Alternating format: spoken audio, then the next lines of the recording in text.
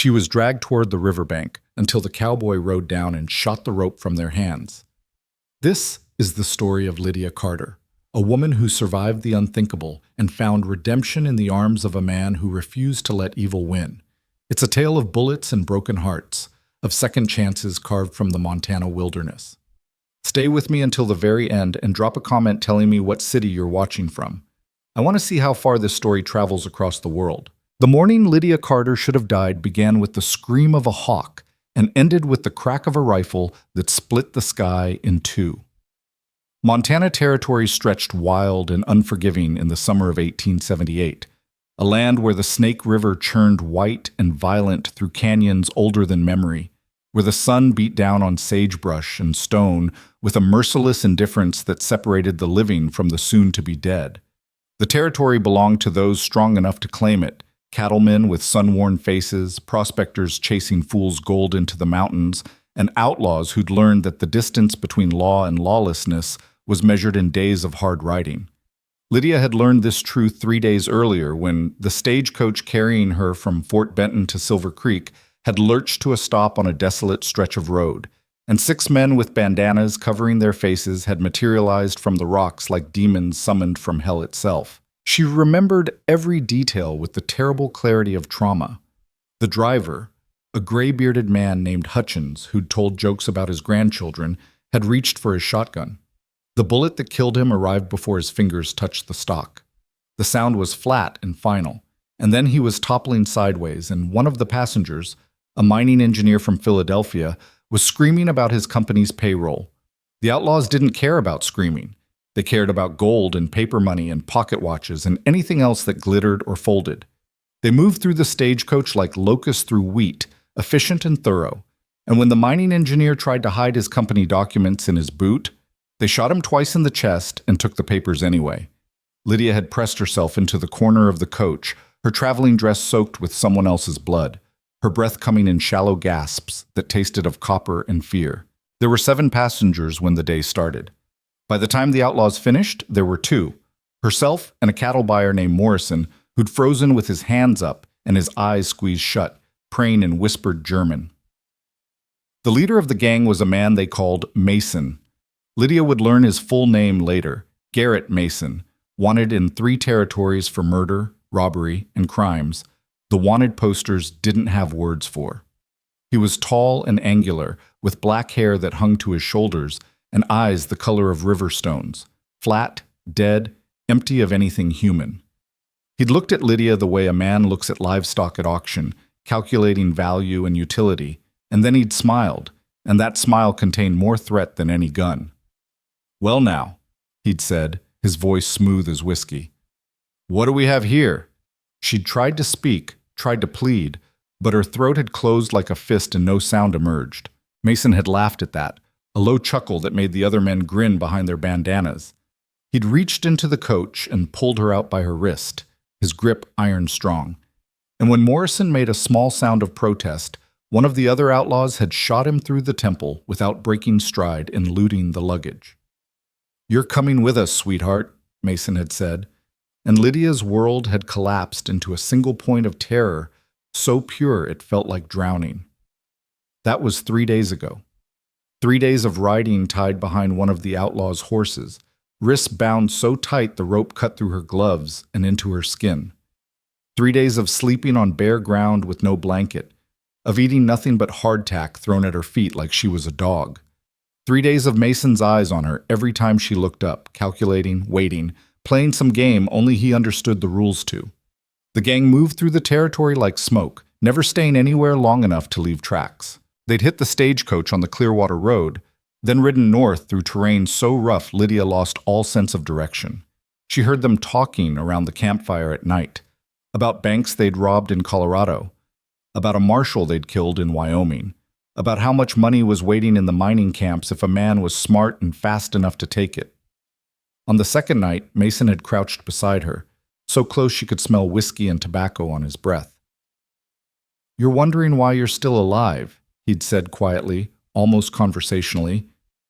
"You're thinking maybe we need you for something, maybe ransom, maybe you're somebody important's daughter." He'd smiled that terrible smile. Truth is, darling, I just haven't decided what to do with you yet. I like to take my time with decisions, especially the permanent ones. She'd understood then, with crystalline certainty, that she was going to die. The only question was when, and how much she'd suffer first. The third morning, the morning that should have been her last, dawned cold and clear, with frost on the ground that crunched under the horses' hooves. They were following the Snake River through a canyon where the walls rose steep on both sides, and the water roared like a living thing, angry and hungry. The trail was narrow, barely wide enough for two horses abreast, and the drop to the river was 40 feet of empty air ending in white water that would smash a body to pieces against the rocks. Mason had reined in his horse at a wide spot where a sandbank jutted into the river. The water here was marginally calmer, flowing around a bend where cottonwoods grew thick on the far side. He dismounted and stood looking at the river for a long moment, then turned to Lydia with that calculating expression she'd learned to dread. "End of the line, sweetheart," he'd said. The words hit her like a physical blow. She'd known it was coming, had felt it approaching like a storm on the horizon, but the reality of it, the absolute finality, made her legs nearly buckle. "Please," she'd whispered, finding her voice at last. "Please, I haven't done anything. I won't tell anyone. I'll disappear. You'll never see me again." Mason had shaken his head slowly, almost regretfully. "Can't take that chance. You've seen our faces. You know our names. That's a loose end, and I don't leave loose ends." Two of his men, brothers named Cobb and Pike, faces hard as the territory that spawned them, had grabbed her arms and started dragging her toward the water. She'd fought then, finding some reserve of strength she didn't know she possessed, twisting and kicking and screaming, but they were too strong and she was too weak from days without food or water. "Make it quick," Mason had said, lighting a cigarette. "Drown her and let's move on. We've got a bank in Elk Ridge that's not going to rob itself." The water was shockingly cold when they pulled her into it up to her knees, the current strong enough that she had to fight to keep her footing. Cobb was laughing, a high, unpleasant sound that spoke of too many similar moments in his past. Pike was silent, methodical, pulling rope from his saddle to weight her down. "Any last words?" Cobb asked, grinning with brown teeth. Lydia looked at him, at Mason smoking calmly on the bank, at the other three gang members watching with the bored interest of men who'd seen this performance before. She thought about her mother, dead 5 years from fever. She thought about her father, who'd drunk himself to death the following winter. She thought about the teaching position waiting for her in Silver Creek, the little schoolhouse she'd never see, the children she'd never teach to read. "Go to hell," she said, her voice steady despite the trembling in her limbs. Cobb's grin widened.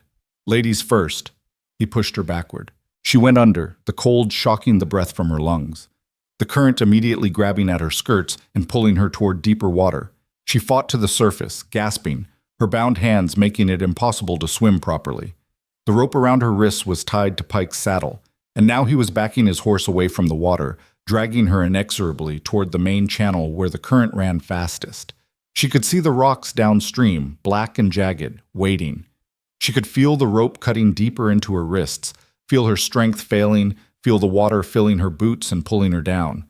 This was how it ended then.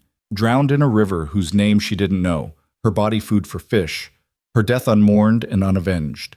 She'd be listed as missing, one more name in a territory full of people who'd simply disappeared, swallowed by distance and violence and the vast indifference of the wild. She stopped fighting and let the water take her. And that's when the rifle shot cracked across the canyon like the voice of God. The sound was enormous, echoing off the rock walls, and for a heartbeat, everything stopped. The river, the outlaws. Time itself seemed to pause.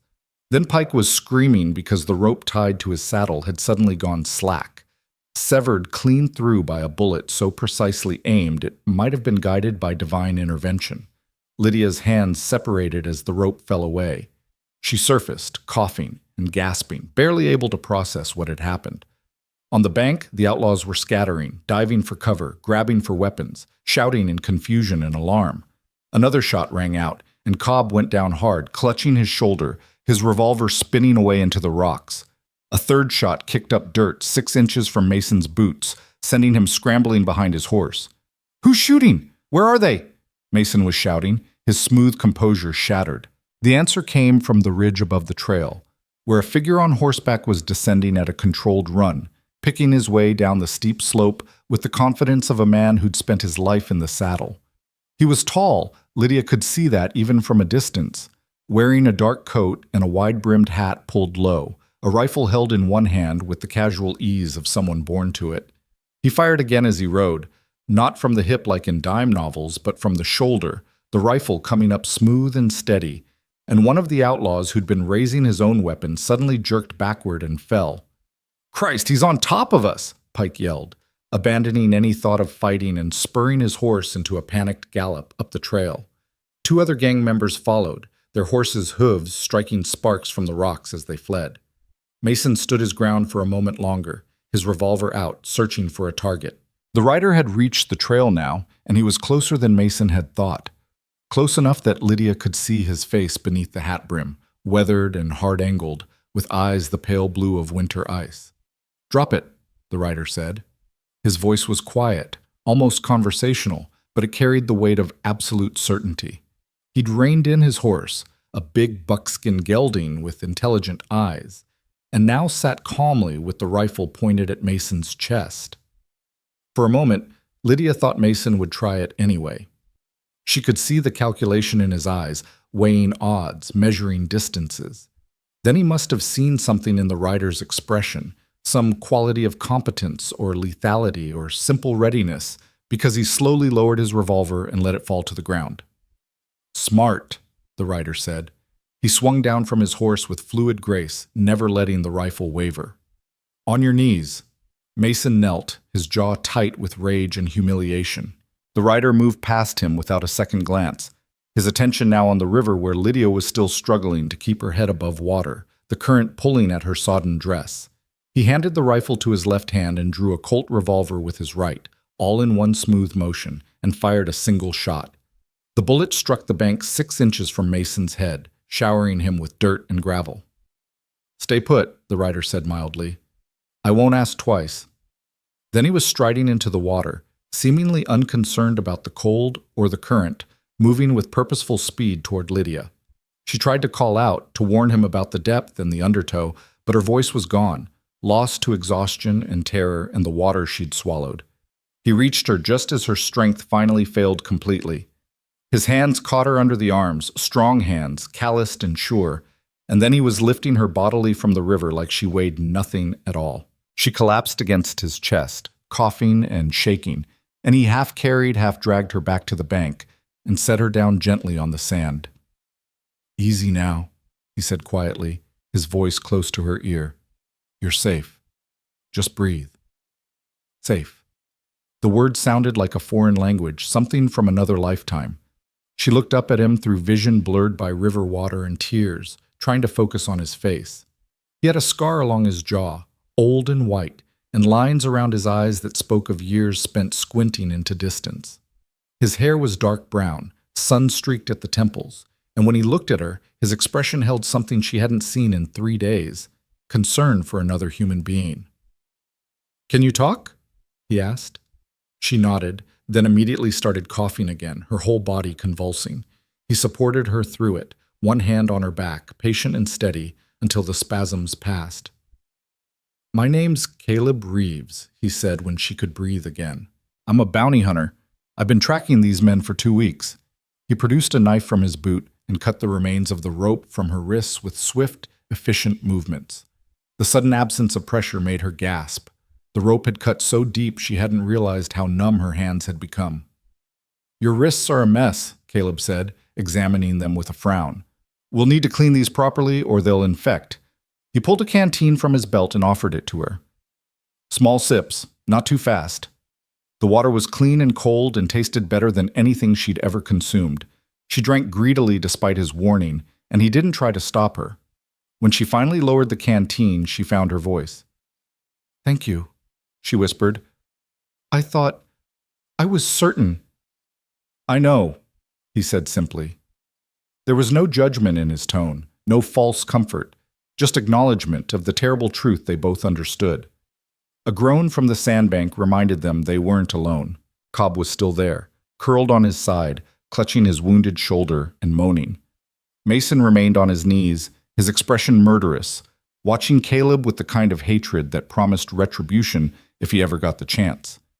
Caleb stood and walked over to Mason, moving with the relaxed confidence of a man completely in control of his situation. He pulled a pair of iron handcuffs from his coat pocket and snapped them around Mason's wrists with practiced efficiency. "Garrett Mason," he said, "there's $500 on your head, dead or alive. You're wanted for murder in Colorado, armed robbery in Wyoming, and about 6 other things in Montana. You're going to hang, and it's going to be soon." Mason smiled, showing his teeth. "You won't get me to a marshal. My boys will come back for me. They always do." "Your boys are halfway to Canada by now," Caleb said. "Men like that don't risk their necks for anyone. You should know that. You taught them." The smile faded from Mason's face. Caleb turned his attention to Cobb, who'd gone pale from blood loss. The shoulder wound was bleeding steadily, staining the sand dark red. Caleb crouched beside him and examined the injury with the detachment of someone who'd seen plenty of gunshot wounds before. "Bullet went clean through," he said. "You'll live, assuming you don't do anything stupid." He pulled a strip of cloth from his saddlebag and bound the wound tight enough to slow the bleeding. Cobb whimpered but didn't fight him. "What about the others?" Lydia asked, her voice still rough. "The ones who ran." "I'll track them down eventually," Caleb said. "But right now, getting you somewhere safe is more important." He helped her to her feet, steadying her when she swayed. "Can you ride?" She nodded, though in truth she wasn't sure. Her legs felt like water. Her vision kept going gray at the edges, and the adrenaline that had kept her functioning was rapidly deserting her, leaving behind bone-deep exhaustion. Caleb seemed to read her condition accurately. "We'll take it slow," he said. He retrieved his rifle and whistled sharply. The buckskin gelding trotted over immediately, followed by one of the outlaw's horses, a gray mare with a nervous temperament. "This one belonged to Pike," Caleb said, running a hand down the mare's neck to calm her. "She's skittish but sound. Think you can manage her?" "I can ride," Lydia said, with more confidence than she felt. He helped her into the saddle, his hand steadying her when she nearly fell the first time. The world tilted sickeningly, and for a moment she thought she might pass out, but she locked her knees against the stirrups and forced herself to stay conscious through sheer will. Caleb mounted his own horse and looked at his 2 prisoners. Mason was glaring at him with undiluted venom. Cobb had curled into a ball and seemed to have passed out from pain or shock or both. "Problem," Caleb said quietly, more to himself than to anyone else. "Can't take them both and keep you safe. And I can't leave them here. They'll be gone or dead by morning." He thought for a moment, his expression distant, calculating odds and risks. Then he pulled a length of rope from his saddle and began tying Mason to a cottonwood tree, binding him so thoroughly there was no possibility of escape. "You can't leave me here," Mason shouted, real fear entering his voice for the first time. "Those mountains have wolves, bears. I'll be eaten alive." "Should have thought of that before you decided to drown an innocent woman," Caleb said without sympathy. He tied the last knot and tested it, then moved to Cobb and dragged him over to the same tree, propping him up against the trunk and securing him alongside Mason. "Listen carefully," Caleb said, his voice flat and hard. "I'm going to ride this young lady somewhere safe, get her cleaned up and fed, and then I'm going to ride to Elk Ridge and send the marshal back here to collect you. That's about 18 hours if I push hard. If you're lucky, the marshal will arrive before anything else does. If you're not lucky," he shrugged. "Well, I guess that's between you and your maker." "You bastard!" Mason hissed. "This is murder." "No," Caleb said. "Murder is what you did to those people on the stagecoach. This is called consequences." He turned away from them and swung back onto his horse. "Come on, miss. We're burning daylight." Lydia followed him up the trail, away from the river and the 2 men tied to the tree and the nightmare of the past 3 days. She looked back once and saw Mason straining against the ropes, his face contorted with rage and fear, and felt absolutely nothing. No pity, no satisfaction, just a vast emptiness where her emotions should have been. They rode in silence for the first hour, following a game trail that wound through dense stands of pine and aspen. The sun climbed higher, warming the air. But Lydia couldn't stop shivering. She'd lost her coat somewhere in the river, and her dress was still soaked, clinging to her skin like a second, colder layer. Caleb noticed. He reined in and shrugged out of his own coat, a heavy oilcloth duster that smelled of leather and gunpowder, and handed it to her without a word. She took it gratefully and wrapped it around herself, and the warmth was like a physical blessing. "Thank you," she said again. It seemed like the only words she knew anymore. "You keep saying that," Caleb said, but there was no reproach in his tone. He urged his horse forward again, and she followed. The second hour passed in a blur of exhaustion and residual fear. Every sound made her jump. The snap of a branch, the cry of a bird, the rustle of wind through leaves. She kept expecting Mason and his men to come riding out of the trees, guns blazing, unstoppable. The rational part of her mind knew they were tied up and helpless, but trauma doesn't answer to reason. Caleb must have sensed her state because he started talking, his voice low and steady, filling the silence with something other than her racing thoughts. "I've been tracking the Mason gang for 16 days, he said. "Started down in Billings after they robbed a bank and killed the clerk. Young kid, maybe 19, shot him just for being in the way. That's when the bounty went up to $500. The bank added another $200 on top of the territorial reward." $700, Lydia said numbly. It was more money than she'd see in 3 years of teaching. "Good money," Caleb agreed. "But that's not really why I'm doing this. Mason killed a friend of mine 2 years ago, a man named Joshua Brennan. We worked together hunting buffalo up in Wyoming. Josh was a good man, had a wife and 2 daughters. Mason shot him over a poker game, claimed Josh was cheating." He paused. "Josh couldn't cheat if his life depended on it. He was just winning honest, and Mason didn't like it." "I'm sorry," Lydia said. "Me too." Caleb was quiet for a moment, then continued. "I went to Josh's funeral, saw his wife and those little girls crying like their world had ended, which it had. Made a promise to Josh's grave that I'd bring Mason to justice. Took me 2 years to pick up his trail. I've come too close to let him slip away now." "Do you always keep your promises?" Lydia asked. He glanced back at her, and something in his ice-blue eyes made her breath catch. "Always," he said. By the 3rd hour, the trail had widened into something resembling a proper road. They passed a burned-out homestead, the chimney standing like a tombstone among charred timbers, and Caleb's expression darkened. "Raiders," he said shortly. "This territory's full of them. Men who came west looking for gold or land and found out the reality was harder than the dream. Some of them turned mean." He gestured at the ruins. "Family named Henderson lived here. Good people. They left last year, moved back east. Couldn't take it anymore." The sun was past its zenith when they finally stopped beside a creek that ran clear and cold over smooth stones. Caleb dismounted and helped Lydia down, catching her when her legs buckled beneath her. "Easy," he said. "Let's get you sitting down."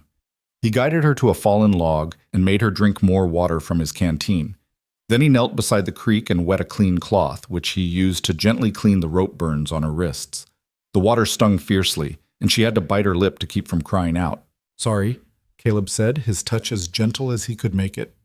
"These need proper care or they'll suppurate. Have you got any other injuries?" She shook her head, then reconsidered. "Bruises. They hit me a few times. Nothing serious." His jaw tightened, but he didn't comment. He finished cleaning her wrists and bound them with strips of cloth torn from what appeared to be a spare shirt from his saddlebag. The bindings were neat and professional, and when he was done, the throbbing pain had lessened slightly. "You've done this before," Lydia observed. "Been hurt before," Caleb corrected. "When you spend enough time getting shot at, you learn basic doctoring." He sat back on his heels and studied her face.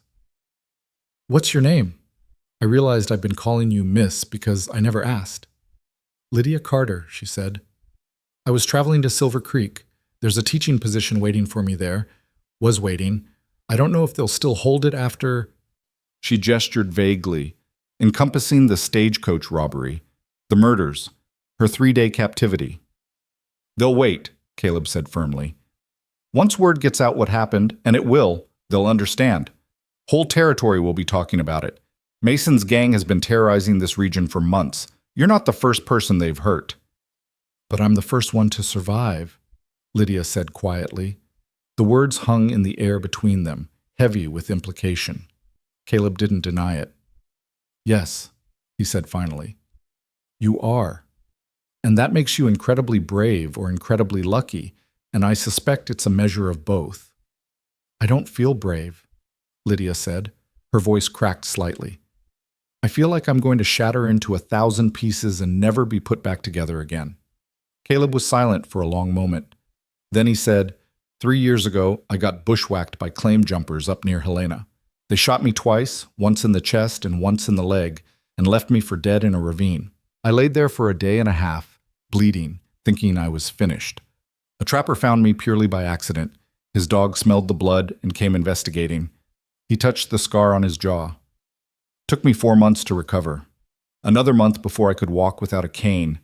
I spent that whole time feeling exactly like you described, shattered, broken in ways I couldn't see or name. Thought I'd never be whole again. What changed? Lydia asked. Time, he said, and stubbornness, and waking up one morning and realizing I had a choice. I could let what happened to me define the rest of my life, or I could define it myself. He met her eyes. You've got the same choice ahead of you, Lydia. Right now it doesn't feel like it. Right now you're just trying to survive the next hour, and that's fine. That's how it works. But eventually you'll get to choose who you want to be in the aftermath. And my guess is you'll choose strong. Something in his words cracked the shell of numbness she'd been hiding inside. She felt tears welling up, and then she was crying, really crying, for the first time since the stagecoach robbery. All the fear and grief and rage she'd been holding back came pouring out in great, racking sobs that shook her entire body. Caleb didn't try to stop her or comfort her with empty words. He simply moved to sit beside her on the log, close enough that she could feel his solid presence, and let her cry until she had nothing left. When the storm finally passed, she felt hollowed out but somehow cleaner, like a wound that had been lanced and drained. I'm sorry, she said, wiping her eyes with the back of her hand. Don't be, Caleb said. You're entitled to cry after what you've been through. Hell, I'd be worried if you didn't. They sat by the creek for a while longer, listening to the water and the wind in the pines. The sun was declining now, shadows lengthening across the ground. Caleb finally stood and stretched, his joints popping. We need to keep moving, he said. There's a settlement about 2 hours north of here, a place called Prospect. They've got a doctor and a telegraph office. We'll get you looked at properly, and I'll wire ahead to the marshal in Elk Ridge about Mason and his friend. What about Silver Creek? Lydia asked. That's where I was supposed to be going. Silver Creek's 3 days' ride east, Caleb said. You're in no condition for that kind of journey yet. Let's get you to Prospect first, make sure you're healing proper, and then we'll figure out the next step. She wanted to argue, to insist she was fine, but the truth was she could barely stand without swaying. The idea of 3 more days in the saddle felt impossible. All right, she said. Prospect it is. They mounted up again and continued north, following the road as it climbed into higher country. The landscape changed around them. Fewer pines, more open meadows where the grass grew tall and golden in the afternoon light.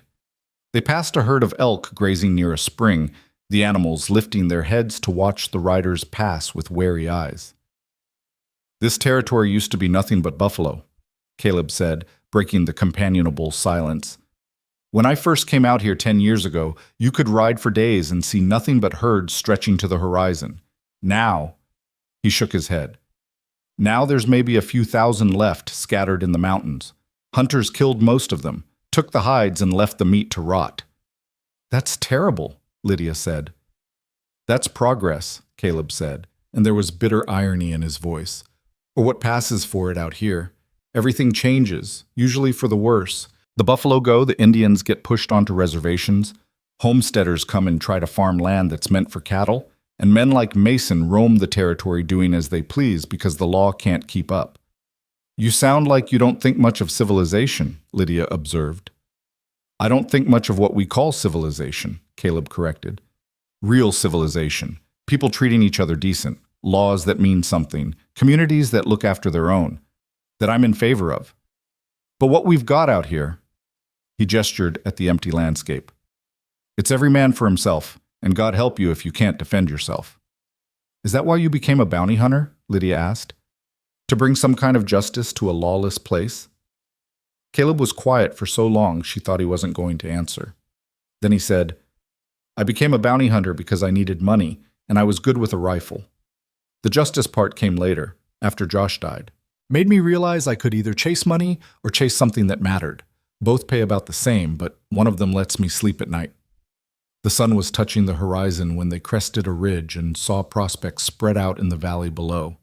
It wasn't much, maybe 30 buildings clustered around a main street, with a few outlying farms and a creek running through the middle. But after 3 days of captivity and terror, it looked like paradise to Lydia. "Almost there," Caleb said, and she heard relief in his voice. He'd been pushing hard to reach the settlement before dark, though he hadn't complained once. They rode down into Prospect as the light failed and lamps began to glow in windows. A few people were still out. A woman sweeping her porch, a man closing up a general store, a group of children playing some kind of game in the street.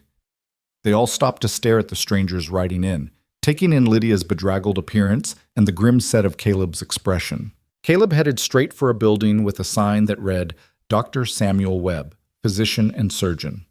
He dismounted and helped Lydia down, then knocked firmly on the door. A man in his 50s answered, wiping his hands on a towel. He had kind eyes behind wire-rimmed spectacles and the calm demeanor of someone who'd seen every kind of human misery and learned not to be shocked by any of it. "Help you?" he asked. "This young lady needs medical attention," Caleb said. "She's been through an ordeal, rope burns on her wrists, possible injuries from assault, and she hasn't eaten or slept properly in days." Dr. Webb's expression shifted from polite inquiry to professional concern. "Bring her in," he said immediately, standing aside. "What happened?" "Mason gang," Caleb said, and those two words were apparently enough explanation because the doctor's face darkened. "God damn those men," Webb said with quiet fury. "Come on, miss. Let's get you taken care of." The doctor's office was clean and well lit, with glass-fronted cabinets full of bottles and instruments that gleamed in the lamplight. Webb guided Lydia to an examination table and began his assessment with gentle efficiency. Caleb stood by the door, hat in hand, looking uncomfortable in the domestic setting. "I need to go find the marshal and send those telegrams," he said. "Will you be all right here?" Lydia nodded, though part of her wanted to beg him not to leave. In the short hours they'd spent together, he'd become her anchor, the one solid thing in a world that had gone mad. But she could see the tension in his shoulders, the weight of responsibility he carried, and she understood he had duties beyond her immediate care. "I'll be fine," she said, trying to sound more confident than she felt. "I'll be back," Caleb said. It sounded like a promise. He settled his hat back on his head and left, his footsteps fading down the street. "Duck, doctor." Webb cleaned and dressed Lydia's wounds with practiced care, asking questions in a low, soothing voice about her symptoms and injuries. He gave her laudanum for the pain and insisted she eat some broth and bread, watching to make sure she kept it down. Finally, he showed her to a small bedroom in the back of his house where his wife had prepared a bed with clean sheets and a warm quilt. "Sleep," the doctor said firmly. "You're safe here. My wife and I will be in the next room if you need anything." Lydia lay down, still wearing Caleb's coat because she couldn't bear to take it off, and closed her eyes. She expected nightmares, expected to lie awake reliving every moment of her captivity. Instead, exhaustion claimed her immediately, pulling her down into deep, dreamless sleep. She woke once in the night, disoriented and panicking, certain she was back by the river with Mason's hands on her. But then she heard the reassuring sounds of a normal household. Doctor. Webb snoring from the next room, the creak of settling timbers, an owl calling somewhere outside. She remembered where she was and why, and the panic subsided. She thought about Caleb Reeves, about the man who'd ridden down from the ridge like something out of a story, who'd cut her free and carried her from the water and treated her with a decency she'd almost forgotten existed. She wondered if he'd come back as promised, or if he'd already moved on to the next hunt, the next bounty, the next desperate person in need of saving. In the darkness, she touched the rough fabric of his coat and found unexpected comfort in it. Tomorrow she'd face whatever came next, the questions, the aftermath, the long journey back to something resembling a normal life. But tonight, wrapped in the coat of a stranger who'd saved her life, Lydia Carter let herself rest. Outside, the Montana night stretched vast and starlit over a territory where violence and grace walked hand in hand, where the line between survival and death was measured in the time it took to pull a trigger, and where a man named Caleb Reeves rode through the darkness, carrying news of captured outlaws, and the woman who'd lived to tell the tale. The story had only just begun. Morning arrived with the smell of coffee and frying bacon, pulling Lydia from sleep so deep it felt like resurrection. For a disorienting moment, she didn't know where she was. The bed was too soft, the room too quiet, the air too clean. Then memory returned in a rush. The river, the rope, the rifle shot that had split her fate in two. She sat up carefully, her body cataloging a dozen different pains, and found her wrists neatly bandaged and a clean dress laid out on a chair beside the bed. Mrs. Webb appeared in the doorway as if summoned by the sound of movement. She was a plump woman with gray hair pinned in a neat bun and eyes that missed nothing. "Good, you're awake," she said briskly. "I've drawn you a bath. There's soap and towels, and I've left some of my daughter's old clothes for you. Yours were beyond saving, I'm afraid. We burned them."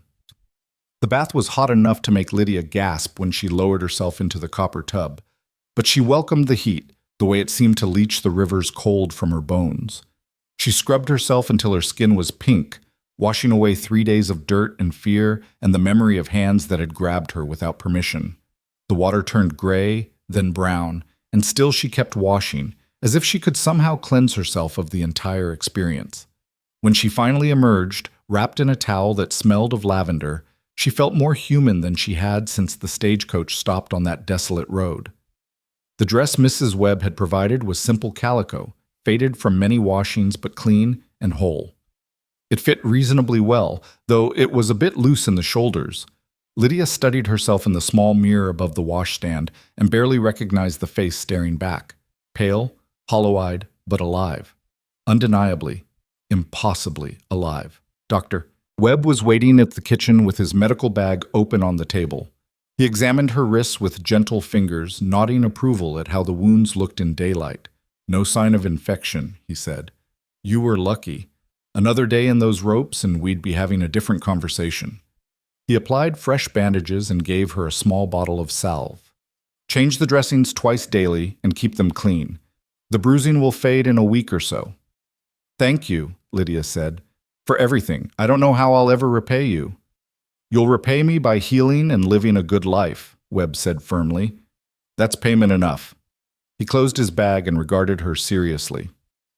"The marshal came by last night after you'd gone to sleep. He wants to speak with you when you're ready. No rush. He understands what you've been through, but he'll need a statement about the Mason gang for the territorial courts." The thought of reliving those 3 days made Lydia's stomach clench, but she nodded. "I'll speak with him today. Better to get it done." Mrs. Webb insisted she eat breakfast first, placing before her a plate piled with eggs, bacon, fried potatoes, and fresh bread with butter.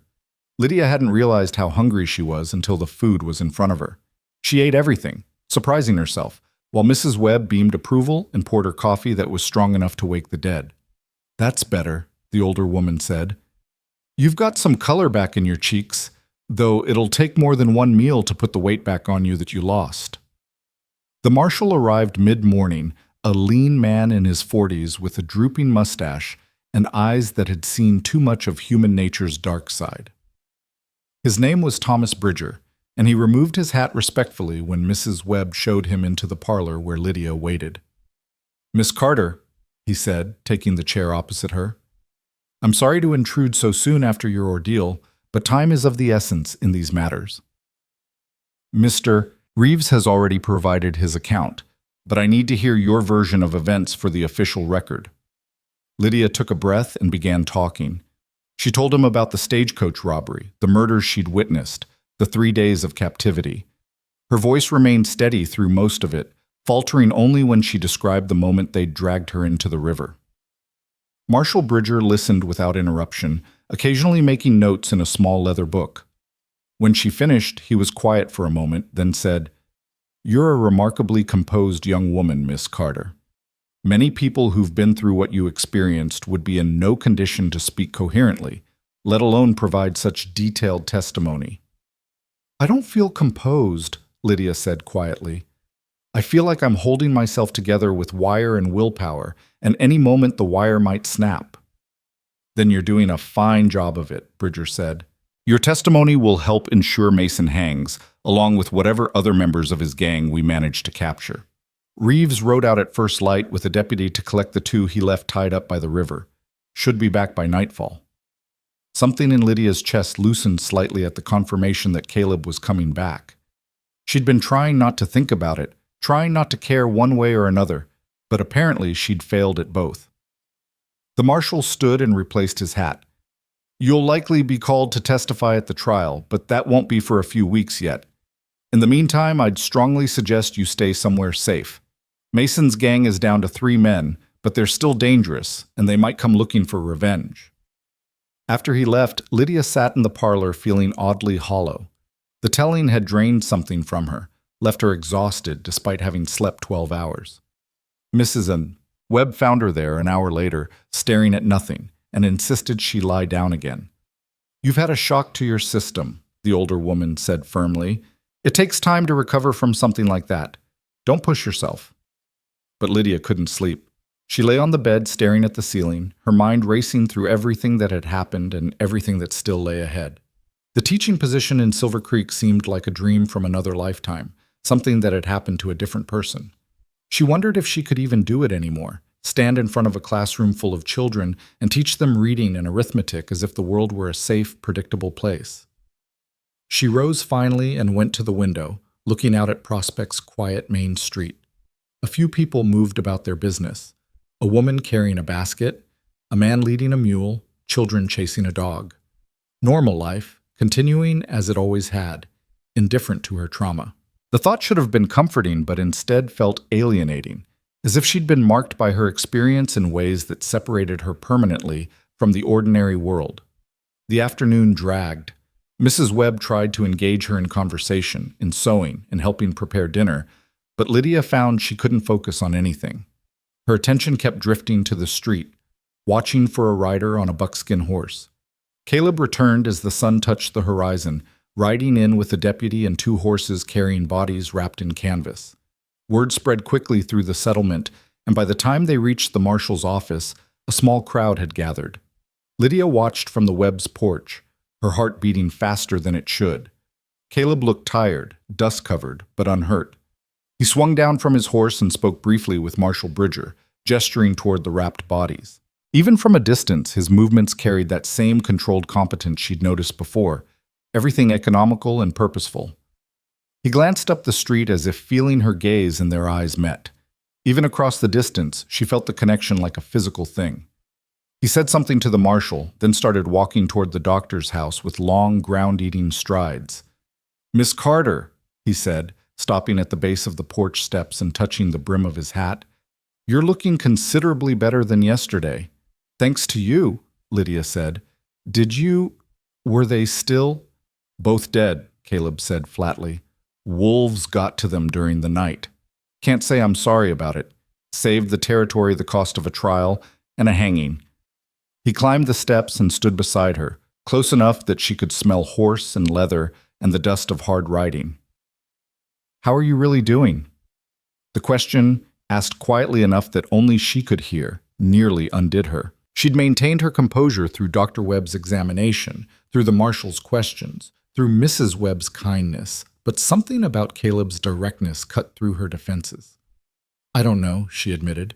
"Better than yesterday, worse than I want to be." He nodded as if this made perfect sense. "It gets easier. Not fast, but it does get easier." "You sound certain." "I am certain. I've been where you are. Different circumstances, same aftermath." He leaned against the porch railing, his profile sharp against the dying light. "The mind takes time to accept that the danger's past. Right now you're still in survival mode, still waiting for the next threat. Eventually your body will catch up with reality and understand that you're safe." "And how long did that take you?" Lydia asked. "About 6 months," Caleb said honestly. "But I'm stubborn, and I didn't have anyone to talk to about it. You've got Dr. Webb and his wife, and you've got me if you need someone who understands." He turned to look at her directly.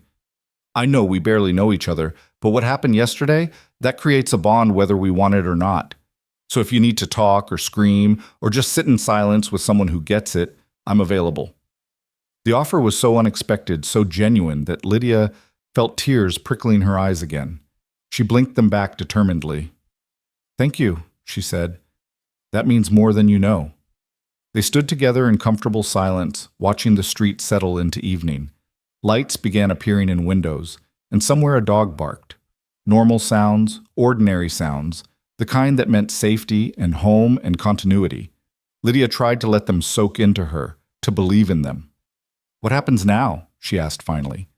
"With Mason and the trial and everything?" "Mason's locked up in the territorial prison in Helena," Caleb said. "He'll be tried, convicted, and hanged within the month. The 3 gang members who ran are still out there somewhere, but Marshal Bridger's got their descriptions circulated to every lawman between here and Canada. They'll turn up eventually."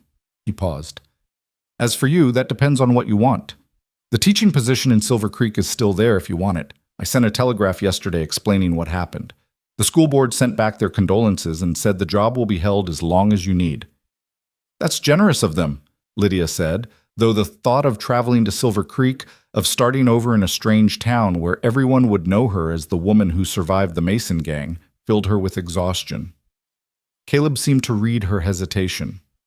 "Or," he said carefully, "there's another option. My brother Eli and I run a cattle ranch about 2 days' ride south of here. It's not fancy, but it's comfortable, and we've got room.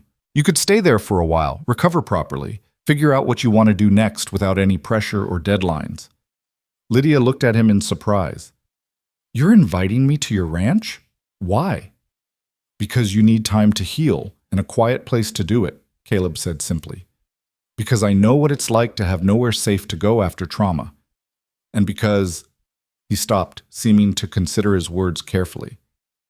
"Because I think you're someone worth helping, and I'd like to see you come out the other side of this hole and strong." There was something in his voice, some quality of sincerity that made it impossible to doubt his motives. Lydia had spent 3 days learning to read men's intentions in their voices and faces, learning to sense danger, and she sensed none from Caleb Reeves. What she sensed instead was something rare and precious, genuine concern for another person's welfare with no expectation of return. "I'd like that," she heard herself say. "If you're certain it's not an imposition." "It's not," Caleb said firmly. "Eli will be glad of the company. He complains I'm too quiet and serious all the time. Having another person around might improve the general atmosphere." He smiled slightly, and the expression transformed his face, making him look younger and less careworn. "We'll leave day after tomorrow, give you another day to rest up. Dr. Webb can provide you with supplies for the journey." Over dinner that evening with the Webbs, Lydia explained her decision. Mrs. Webb looked relieved. "I think that's wise," she said. "Silver Creek is a fine town, but showing up there right after such an ordeal, with everyone knowing your story, that would be difficult. Better to have some time away from curious eyes and wagging tongues." "Reeves is a good man," Dr. Webb added. "Known him for years. He'll look after you properly, and his ranch is as safe as anywhere in the territory." That night, Lydia lay in bed thinking about the strange turn her life had taken. A week ago, she'd been a schoolteacher traveling to a new position. Her biggest worry whether the students would be difficult or the winters too harsh. Now she was a survivor of violence, a witness to murder, and about to travel to the ranch of a bounty hunter she'd known for less than 2 days. Nothing about it made conventional sense, but somehow it felt right. Caleb Reeves had saved her life, and in doing so had become tangled up in whatever came next. She didn't understand the connection between them, couldn't explain the way his presence made her feel both safer and more aware of her own vulnerability. But she trusted it in a way she trusted very few things anymore. The next day passed in a blur of preparation. Mrs. Webb helped her pack a small bag of borrowed clothes and necessities. Dr. Webb checked her wrists again and pronounced them healing nicely. Marshal Bridger stopped by with papers for her to sign, official statements that would be used in Mason's trial. Lydia signed them all, her hand steady, committing to memory every word she'd said about those 3 terrible days. Caleb appeared late in the afternoon with supplies for the journey, trail food, blankets, a better coat than the one she'd been wearing. He'd also brought a gentle mare from the livery, a dappled gray with kind eyes. "Her name's Daisy," he said, stroking the horse's neck. "She's steady and sure-footed. You'll be safe riding her." They left at dawn the following morning, the sky still pink and gold with sunrise. The Webbs stood on their porch waving goodbye, and Lydia felt a pang of gratitude so strong it was almost painful. These people had taken in a stranger, cared for her, asked nothing in return. She promised herself she'd find a way to repay their kindness someday. The ride south was nothing like the desperate flight from the river. Caleb set an easy pace, stopping frequently to rest the horses and let Lydia stretch her legs. He talked as they rode, filling the silence with stories about the territory, about cattle ranching, about his brother Eli, who was 3 years younger and had a talent for breaking horses. Our parents came out here 20 years ago, Caleb said, as they followed a creek through a valley where wildflowers grew thick. My father wanted land, wanted to build something that would last.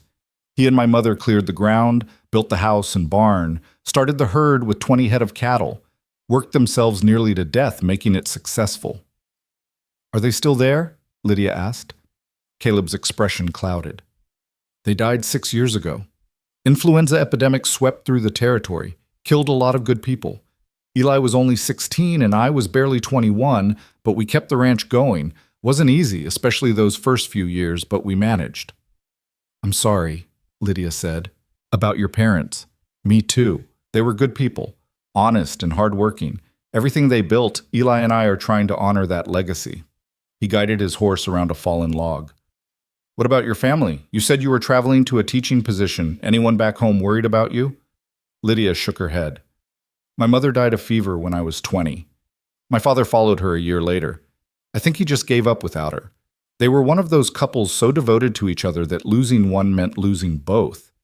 I had a teaching position in a girls' school in St. Louis, but after my father passed, I wanted a change. Wanted to see the West, experience something different from city life.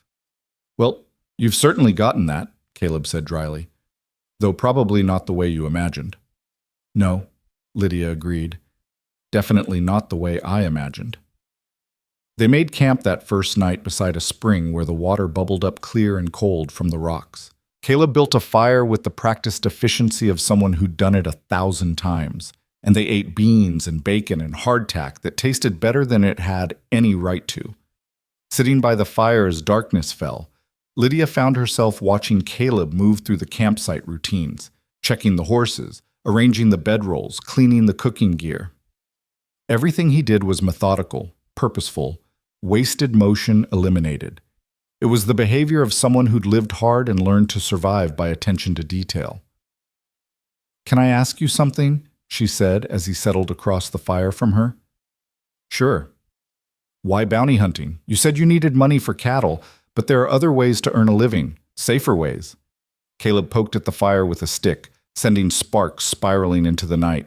Because I'm good at it, he said finally, and because someone has to do it. You've seen what men like Mason do when there's no one to stop them. The territorial marshals do what they can, but they're spread thin, covering hundreds of miles with maybe a dozen men. Bounty hunters fill the gaps. We go places the law can't reach, track men the law can't find, and bring them in for justice. It sounds dangerous, Lydia said. It is dangerous. I've been shot 3 times, stabbed twice, and had more close calls than I can count. But it's also necessary. He looked at her across the flames. When I found you being dragged toward that river, you know what I thought? I thought about Josh's daughters, about all the other people Mason had hurt, and I thought that if I'd been faster, if I'd tracked him down sooner, maybe you wouldn't have had to go through those 3 days. That's what drives me. The idea that every outlaw I bring in is one less threat to innocent people. There was passion in his voice, conviction, and Lydia understood then that this wasn't just a job for Caleb Reeves. It was a calling, something that defined who he was at his core. That's noble, she said quietly. It's not noble, it's just necessary, Caleb said, but she could see he was pleased by the observation. Now get some sleep. We've got another full day's ride tomorrow. Lydia wrapped herself in the blankets he'd provided, lying near enough to the fire to feel its warmth, but far enough that the smoke didn't bother her. The ground was hard beneath her, the night sounds of the wilderness strange and slightly unnerving, but Caleb's presence on the other side of the fire was somehow reassuring. He sat up for a while, keeping watch, his rifle across his knees, and the sight of him there, vigilant, protective, allowed her to finally relax and drift towards sleep. She woke once in the deep hours before dawn, startled by a sound she couldn't identify.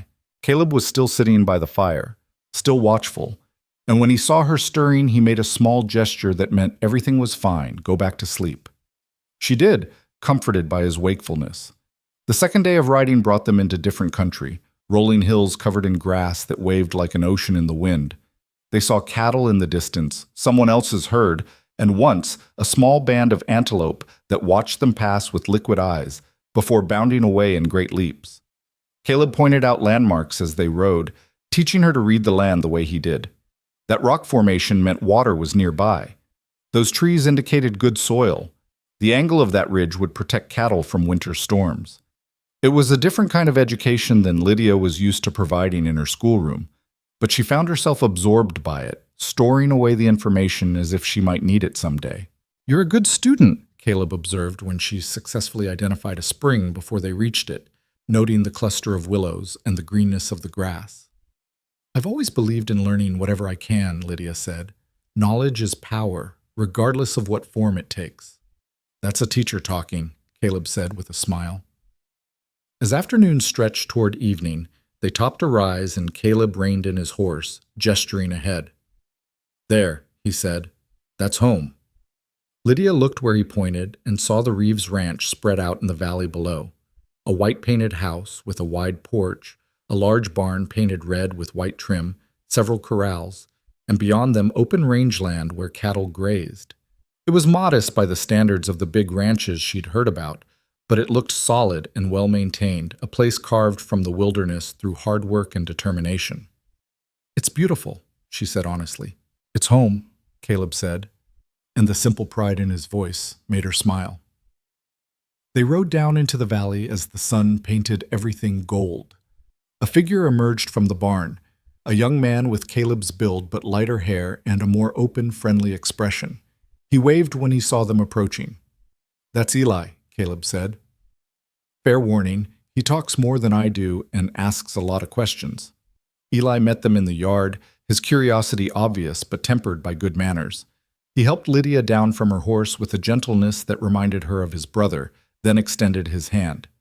"Eli Reeves, ma'am. Caleb sent a telegraph saying he was bringing a guest. You're very welcome here." "Lydia Carter," she said, shaking his hand. "Thank you for allowing me to impose on your hospitality." "No imposition at all," Eli said cheerfully. "House has been too quiet with just the two of us. It'll be nice to have someone else around, especially someone who might civilize my brother a bit." "I heard that," Caleb said mildly, unsaddling the horses.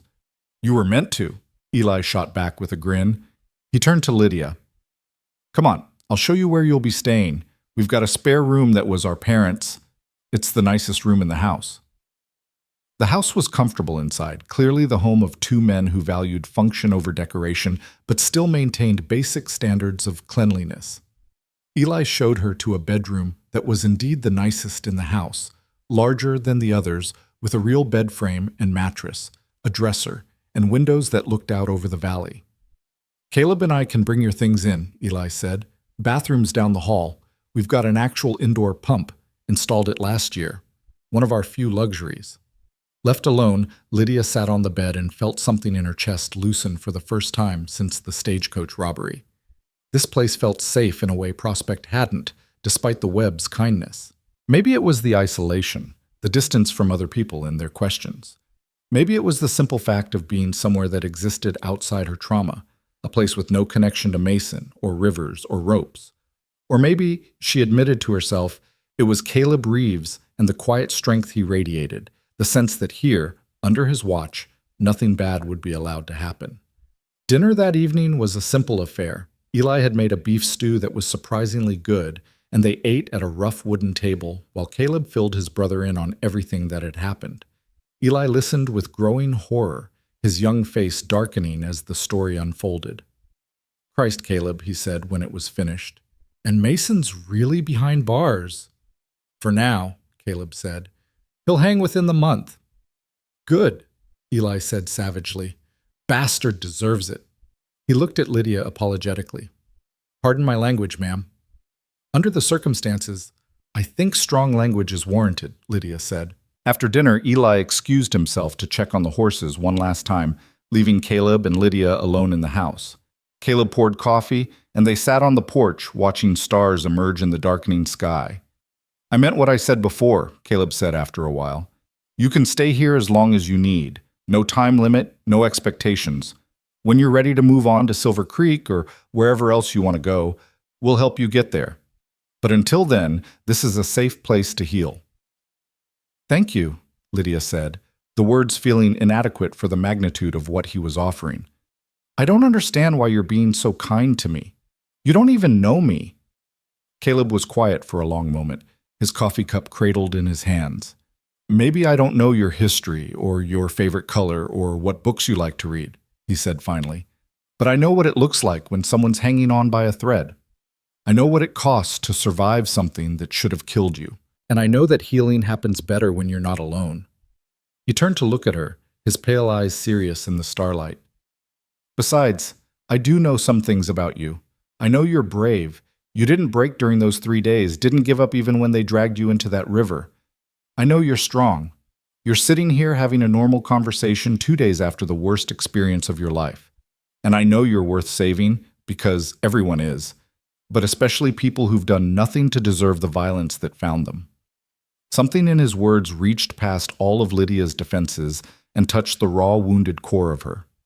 She felt tears threatening again and blinked them back, but Caleb saw anyway. It's all right to cry, he said gently.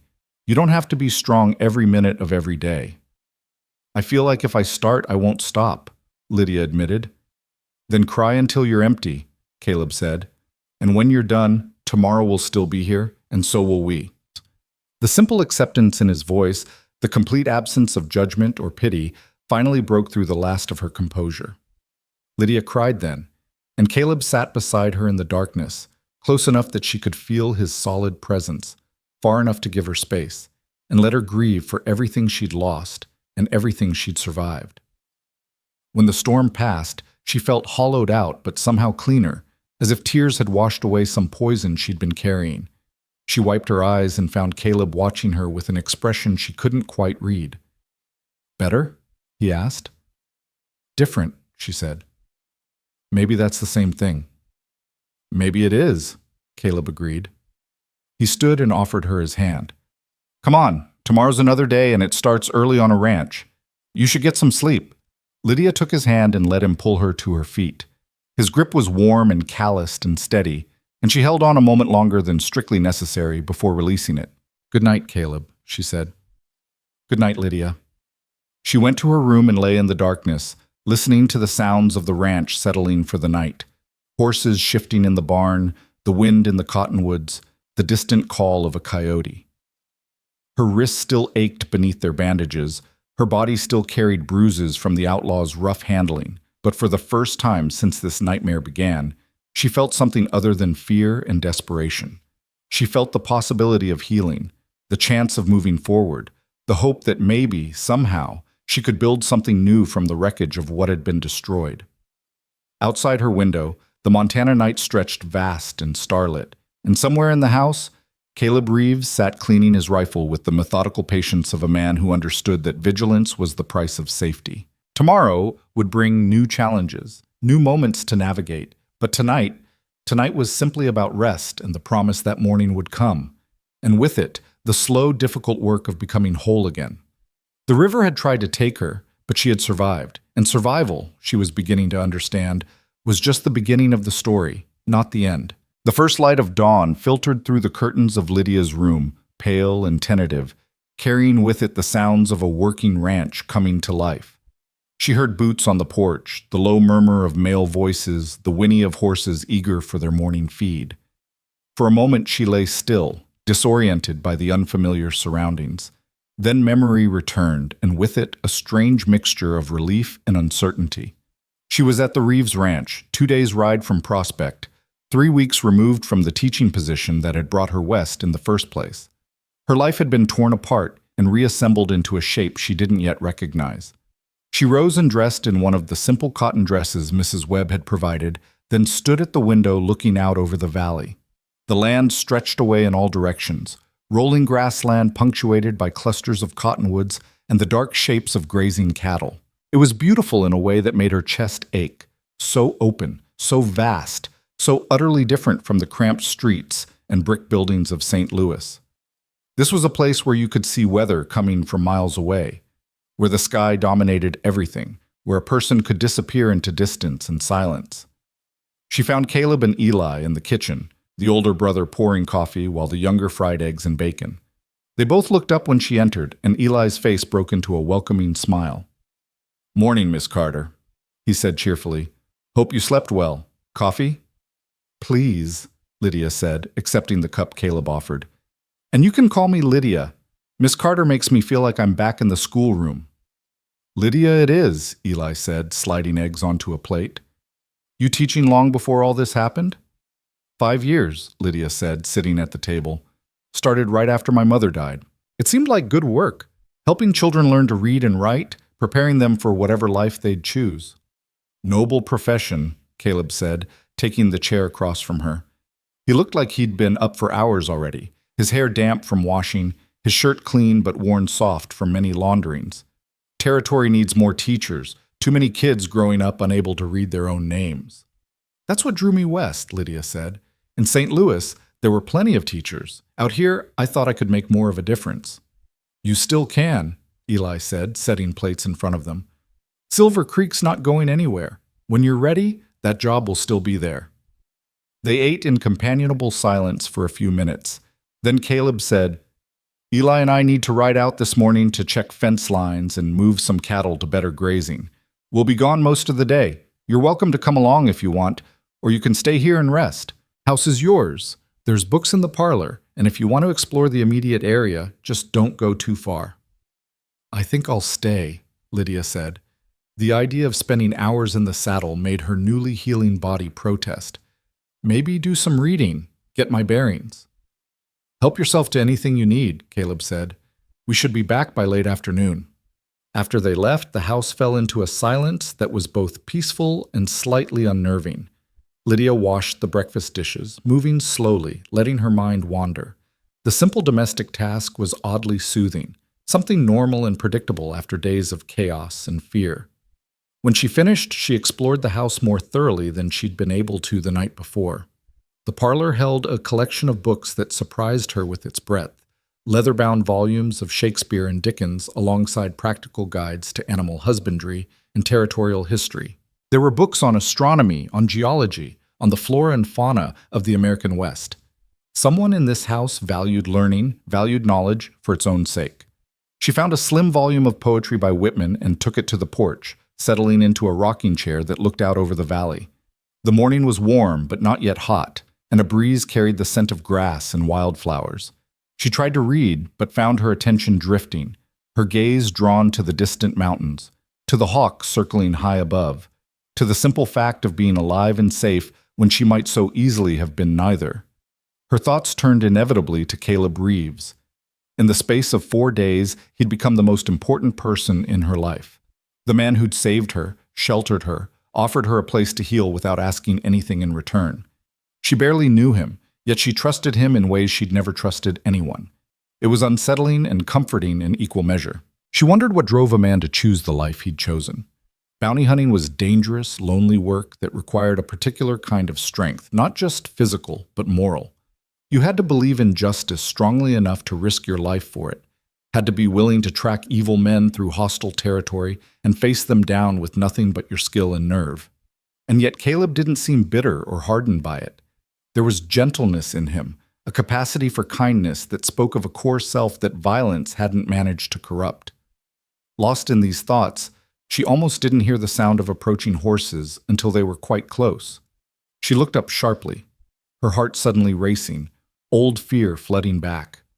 But it was just 2 riders she didn't recognize, a middle-aged man with a weathered face and a younger one who might have been his son. They reined in at the edge of the yard, and the older man touched his hat respectfully.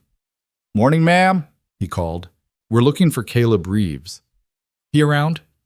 Lydia stood, conscious of being alone and vulnerable, but trying not to show it.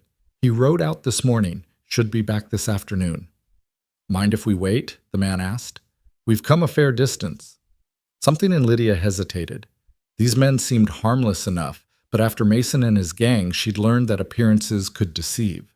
Still, refusing them would be inhospitable, and this was Caleb's ranch, not hers. She had no right to turn away his potential business. "You can water your horses," she said carefully, "but I'd prefer if you waited outside." The man's expression showed understanding rather than offense. "That's fair, ma'am. We'll make ourselves comfortable in the shade of the barn." They led their horses to the trough and settled themselves on a bench outside the barn door, well away from the house. Lydia watched them from the porch, trying not to be obvious about it, noting how they moved, how they spoke to each other. They seemed relaxed, genuine, but she kept the door within easy reach anyway. The wait stretched longer than she'd anticipated. Noon came and went, and still Caleb and Eli didn't return. The two visitors remained by the barn, patient and unthreatening, occasionally exchanging quiet words. Finally, in the early afternoon, Lydia brought them water and some bread and cheese, her hospitality warring with her caution. "Thank you kindly, ma'am," the older man said, accepting the food. "Name's Tom Barrett.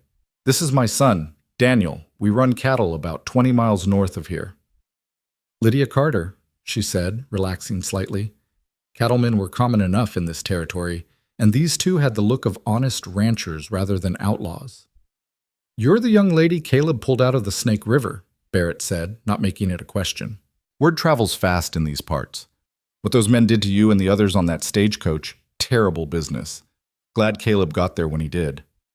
"So am I," Lydia said quietly. "He's a good man, Caleb Reeves," Barrett continued.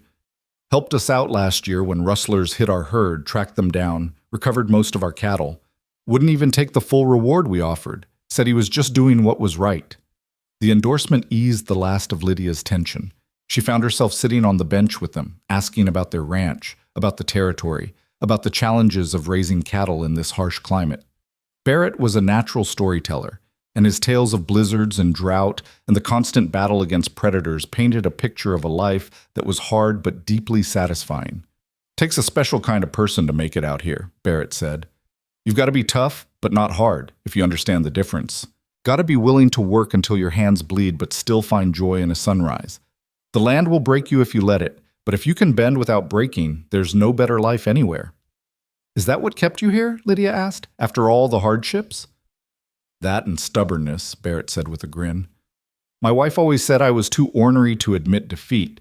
But yes, mainly it's the land itself. Gets into your blood somehow. I spent 20 years back east before coming out here, and I can't imagine going back. This place," he gestured at the valley, the mountains, the endless sky. "It's real in a way cities never are. You make your living with your own hands, stand or fall on your own merit. There's something honest about that." They were still talking when Caleb and Eli rode in, both men dusty and tired-looking. Caleb's eyes went immediately to Lydia, checking that she was all right before registering the visitors. "Tom," he said, swinging down from his horse. "Everything okay?" "Everything's fine," Barrett said, standing and shaking Caleb's hand. "Actually came to offer you some work, if you're interested." They moved to the barn to talk business, and Lydia returned to the house with Eli, who was limping slightly. "Horse stepped wrong and threw me," he explained, seeing her concerned look. "Nothing serious, just bruised my hip. Happens." "You should let me look at it," Lydia said. "I learned basic nursing from my mother. She helped care for neighbors who got sick."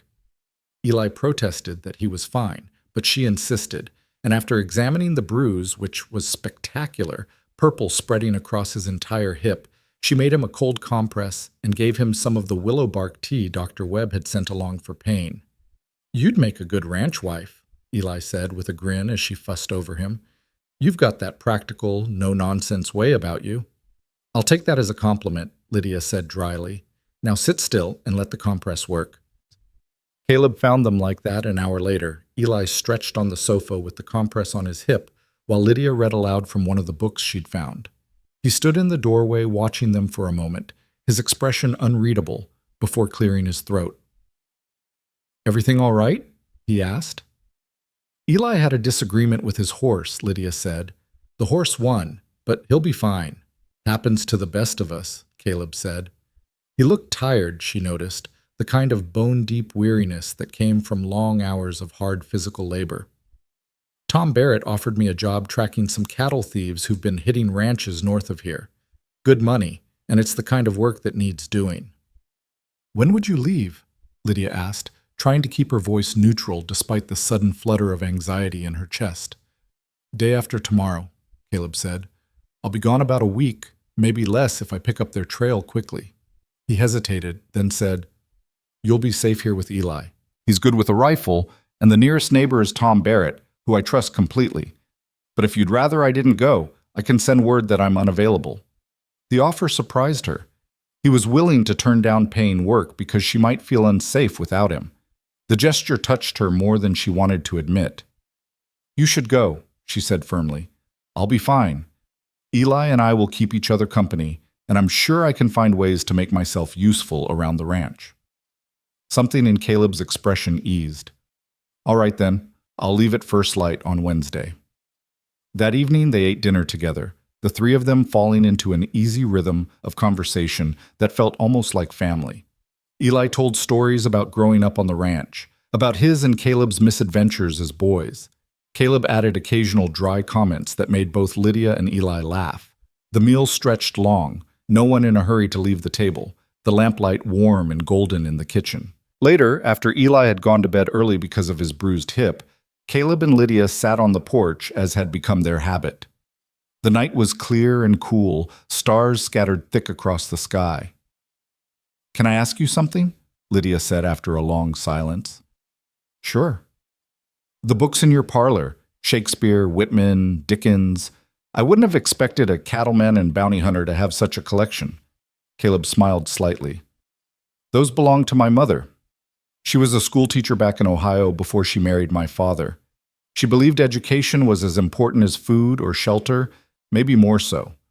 She made sure Eli and I could read and write and do figures before we ever set foot in a schoolhouse.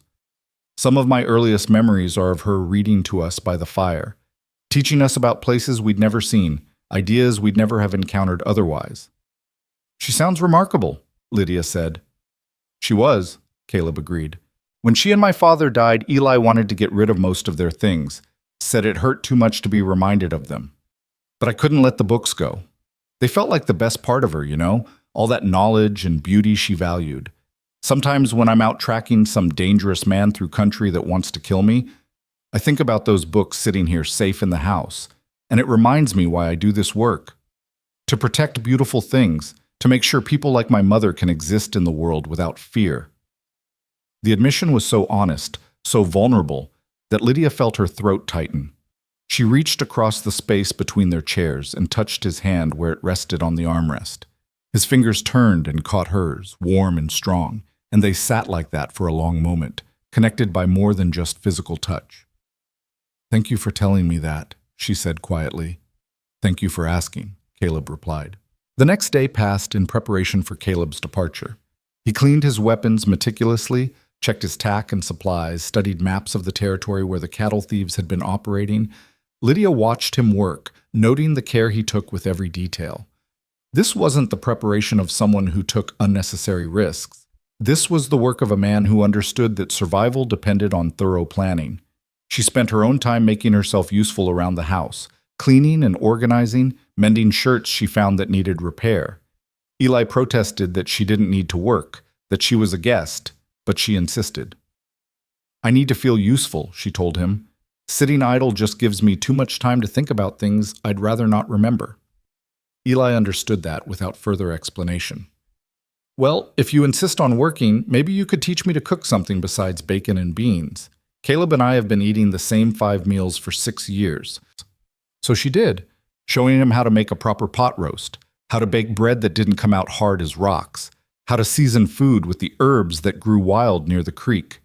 Eli proved an eager student, and they spent the afternoon in the kitchen, flour dusting the table, the smell of baking bread filling the house. Caleb appeared in the doorway mid-afternoon and stopped, a smile spreading across his face. "Is that bread I smell?" he asked. "Real bread." "Don't sound so shocked," Lydia said, pulling the golden loaves from the oven. "Did you think I couldn't cook?" "I didn't think about it one way or the other," Caleb admitted. "But this smells like heaven." They ate dinner early that night, the fresh bread still warm, the pot roast tender and rich.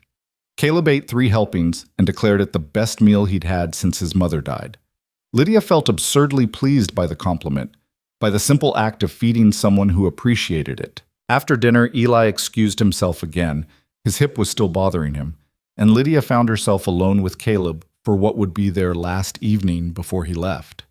They settled on the porch, as usual, but the air felt different somehow, charged with something neither of them was quite ready to name. "I don't want you to worry while I'm gone," Caleb said.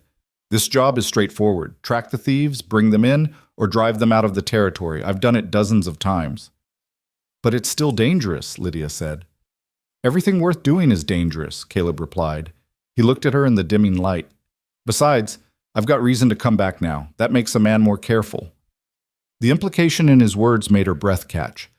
"Caleb, I know it's too soon," he said quietly. "I know you're still healing from what happened, and the last thing you need is me complicating things. But I'd be lying if I said I didn't feel something when I look at you. Something that started when I saw you in that river, and you looked up at me like I was the answer to a prayer. Something that's gotten stronger every day since." Lydia's heart was racing now, torn between fear and something that felt dangerously close to hope. "I feel it too," she admitted, "but I don't know what it means. I don't know if I'm capable of anything beyond just surviving right now." "I'm not asking for anything," Caleb said. "I just wanted you to know, so that while I'm gone, you'll understand why I'm careful, why I'll do everything possible to come back whole, because there's someone here worth coming back to." She stood and moved to where he sat, and before she could second-guess herself, she leaned down and kissed him. It was brief, chaste, nothing more than a press of lips, but it carried the weight of everything they hadn't said and everything they might someday say. "Come back safe," she whispered against his mouth. "Please." "I will," he promised. "I swear it." He left at dawn the next morning, the sky still gray with pre-sunrise light. Lydia stood on the porch and watched him ride away, his figure growing smaller until the distance swallowed him completely. The valley felt emptier without him, the ranch suddenly too quiet, too vast. Eli came to stand beside her. "He'll be all right," he said. "Caleb always comes back. He's too stubborn to do anything else." "I hope you're right," Lydia said. The week that followed passed in a strange suspension of time. Days bled together in a routine of ranch work and quiet evenings, of watching the horizon for riders who didn't come. Eli proved to be good company, easier to talk to than his older brother, more willing to share stories and ask questions. He told her about their childhood, about learning to ride before they could read, about the time they tried to catch a wild Mustang and ended up hanging on for dear life while it dragged them through a creek. "Caleb's always been the serious one," Eli said as they mended fence one afternoon. "Even as a kid, he felt responsible for everything. After our parents died, he basically raised me, even though he was barely an adult himself. Made sure I finished my schooling, taught me everything about running the ranch, never let me slack off or feel sorry for myself." "That's a heavy burden for someone so young," Lydia observed. "He never complained," Eli said. "That's just who he is, takes care of people. It's why he does the bounty hunting. Not for the money, though that helps, but because he genuinely believes it's his duty to make the world safer for folks who can't protect themselves." "He told me something similar," Lydia said. "Did he tell you about Sarah?" Eli asked, then immediately looked like he regretted the question. Lydia's hand stilled on the fence post she'd been securing. "No, who's Sarah?" Eli hesitated, clearly debating whether to continue, then sighed.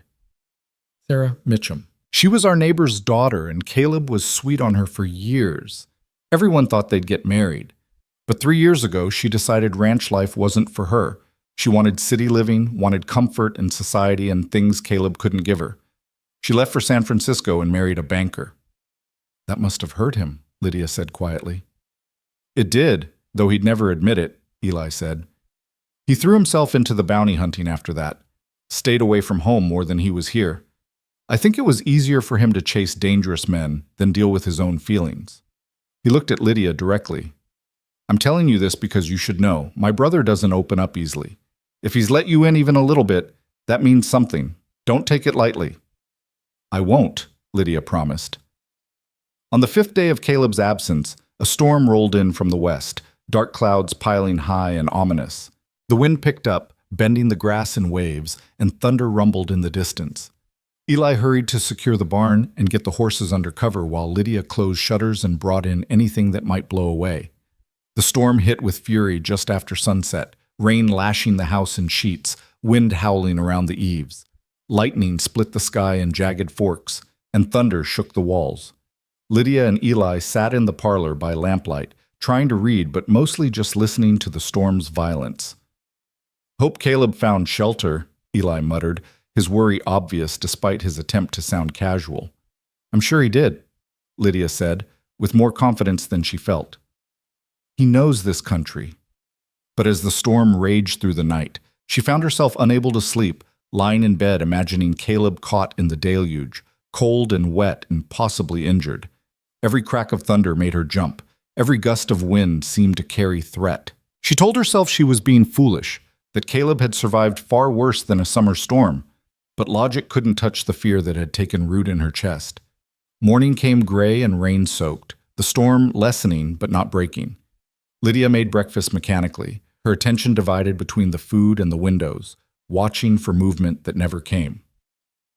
The rain finally stopped mid-afternoon, leaving the world washed clean and smelling of wet earth.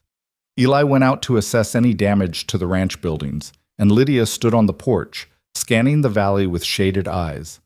And there, finally, a rider appeared on the ridge, a lone figure on a buckskin horse, moving at a steady walk. Her heart leaped before her mind could catch up, and she was off the porch and running before she'd made a conscious decision to move. Caleb saw her coming and urged his horse into a trot. He looked exhausted, soaked through despite his oilcloth coat, but whole and unharmed. He dismounted before his horse had fully stopped and caught Lydia as she reached him, her momentum carrying her into his arms.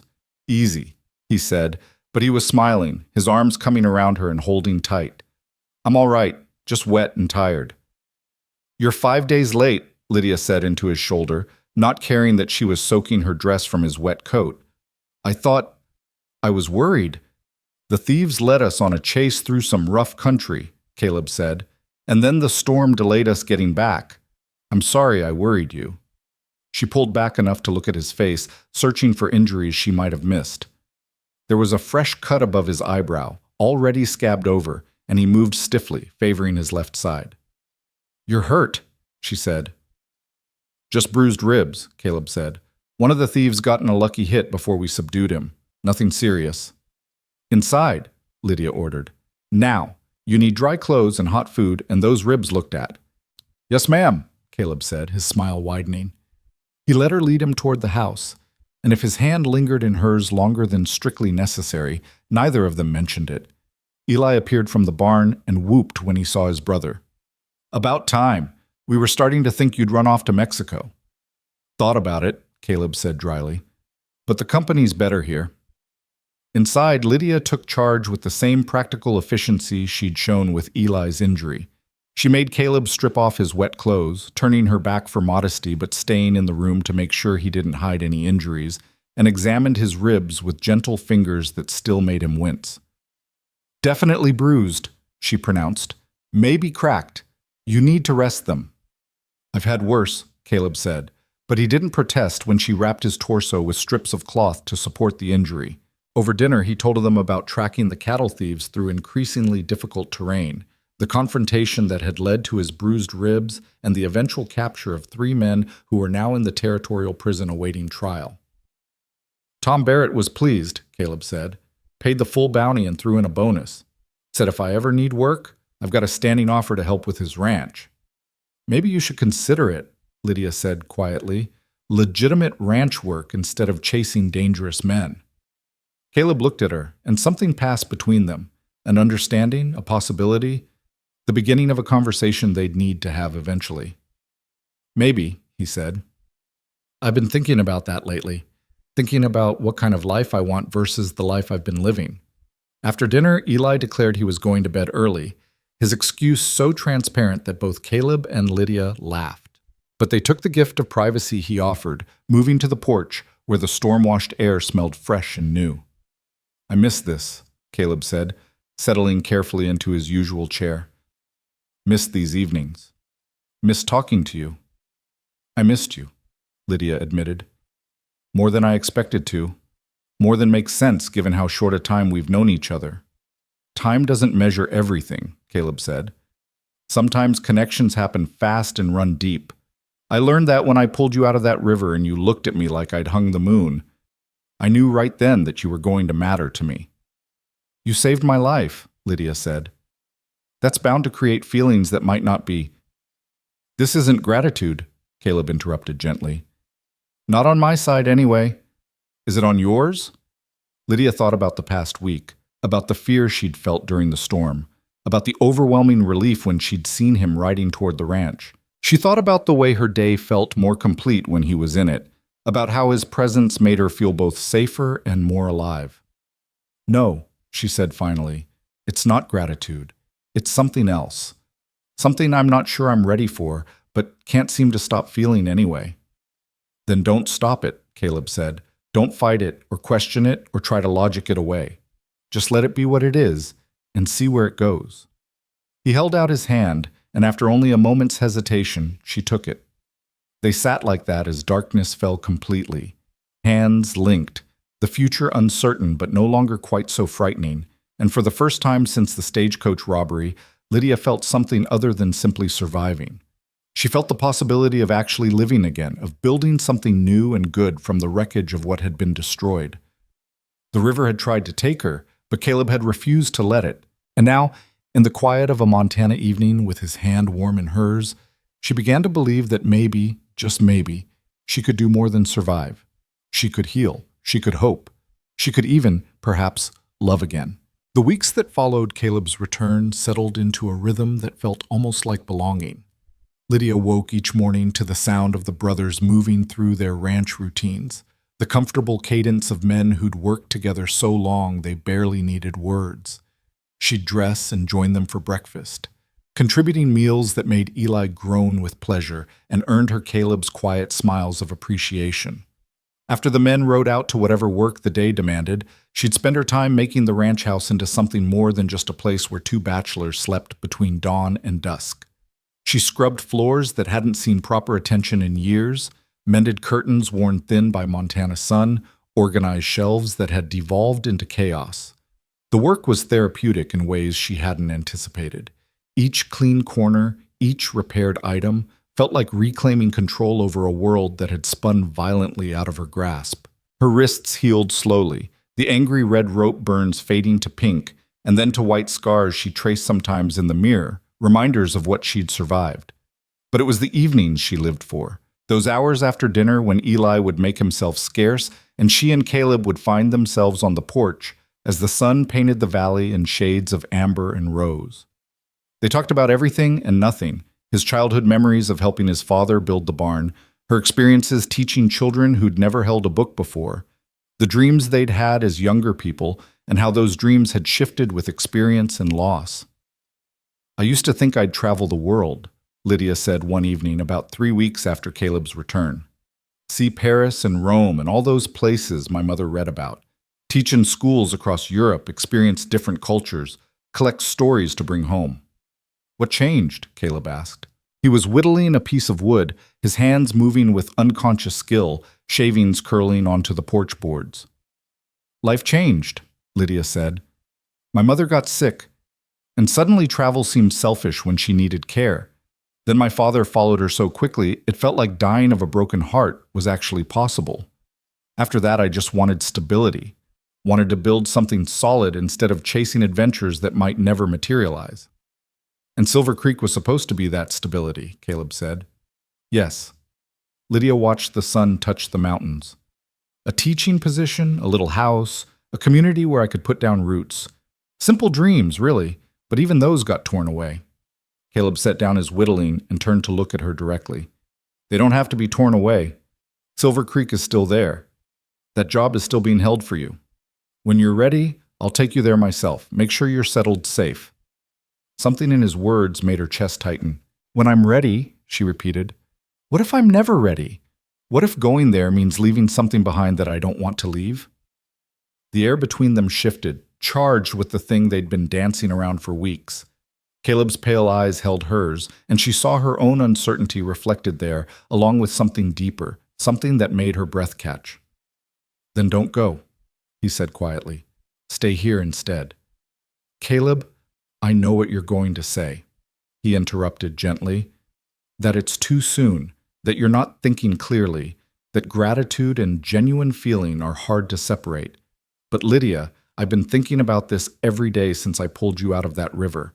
I didn't plan it, didn't want complications, but here we are. And every morning I wake up knowing you're in this house makes the day start better. Every evening talking with you makes everything that came before worth enduring. Lydia stood and moved to the porch railing, needing the distance to think clearly. Behind her, she heard Caleb rise, but he didn't approach, giving her space even as he laid his heart bare. I care about you, she said, her voice barely above a whisper. More than I should after such a short time. But I don't know if what I'm feeling is real or just my mind clinging to the person who saved me. How can I trust my own emotions when everything's still so tangled up with trauma? You can't, Caleb said. Not yet. And I'm not asking you to. I'm just asking you to stay long enough to find out. No pressure, no expectations. Stay through the summer. Help Eli and me with the ranch. Let yourself heal properly. And if at the end of it you decide Silver Creek is where you belong, I'll take you there with my blessing and no hard feelings. She turned to face him. And if I stay? If it turns out this is real? What then? Then we build something, Caleb said simply. Together, whatever that looks like. The promise in his words, the complete absence of demand or manipulation, made something inside her settle and shift. She crossed the space between them and took his hand, feeling the calluses on his palm, the strength in his fingers as they curled around hers. All right, she said, I'll stay through the summer. But Caleb, you have to promise me something. Anything. If you take another bounty hunting job, you have to promise to be more careful, because her voice caught, I couldn't bear it if something happened to you. His free hand came up to cup her face, his thumb brushing her cheekbone with devastating gentleness. I promise, he said. No more unnecessary risks. In fact, I've been thinking about Tom Barrett's offer. Steady ranch work might not pay as well, but it's considerably less likely to get me shot. I prefer you not shot, Lydia said, and despite the seriousness of the conversation, they both smiled. He leaned down and kissed her then, soft and careful, asking permission with every movement. She kissed him back, letting herself feel the warmth of it, the rightness, the promise of something good growing from such terrible beginnings. When they finally pulled apart, both slightly breathless, Caleb rested his forehead against hers. I'm going to court you properly, he said, the way you deserve. Not because you owe me anything, but because I want to earn your trust and your heart honestly. You already have both, Lydia admitted, more than I probably should have given. But I want the courting anyway. I want the time to be sure, to build something solid. Then that's what we'll do, Caleb said. The next morning at breakfast, Eli took one look at them and grinned so wide it nearly split his face. Finally, he said, I was starting to think I'd have to lock you two in a room together. Mind your own business, Caleb said mildly, but there was no heat in it. Your business is my business when it improves both your dispositions this noticeably, Eli retorted. He looked at Lydia. So you're staying then? Through the summer, at least, Lydia confirmed. If you'll have me. Have you? Lydia, you've turned this house into an actual home and taught me to cook food that doesn't taste like leather. You can stay forever as far as I'm concerned. Eli paused, then added more seriously. But really, we're both glad. This place is better with you in it. The days took on new texture after that. Caleb began teaching Lydia to ride properly, not just the basic survival riding she'd done, but real horsemanship. How to read an animal's mood, how to move with its rhythm, how to communicate through subtle shifts of weight and rein pressure. They'd ride out together in the early mornings when the air was still cool, exploring the ranch boundaries and the wild country beyond. One morning, about a week after their conversation on the porch, they rode to a high meadow where wildflowers grew so thick the ground looked painted. Caleb helped her down from her horse, and they walked through the blooms, Lydia naming the ones she recognized from botanical books: lupine and Indian paintbrush, columbine and wild rose. My mother would have loved this place, she said, bending to touch a particularly perfect lupine. She had a garden back in St. Louis, Spent every spare moment in it. She said flowers were proof that God had a sense of beauty as well as utility. Smart woman, Caleb said. He was watching Lydia rather than the flowers, his expression soft in the morning light. She was, Lydia agreed. She straightened and looked at him. I think she would have liked you. She always said the measure of a man wasn't in his words, but in his actions, and whether he did right when no one was watching. I'm not sure I always measure up to that standard, Caleb said honestly. I've done things I'm not proud of, hurt people who probably didn't deserve it as much as I told myself they did. Such as?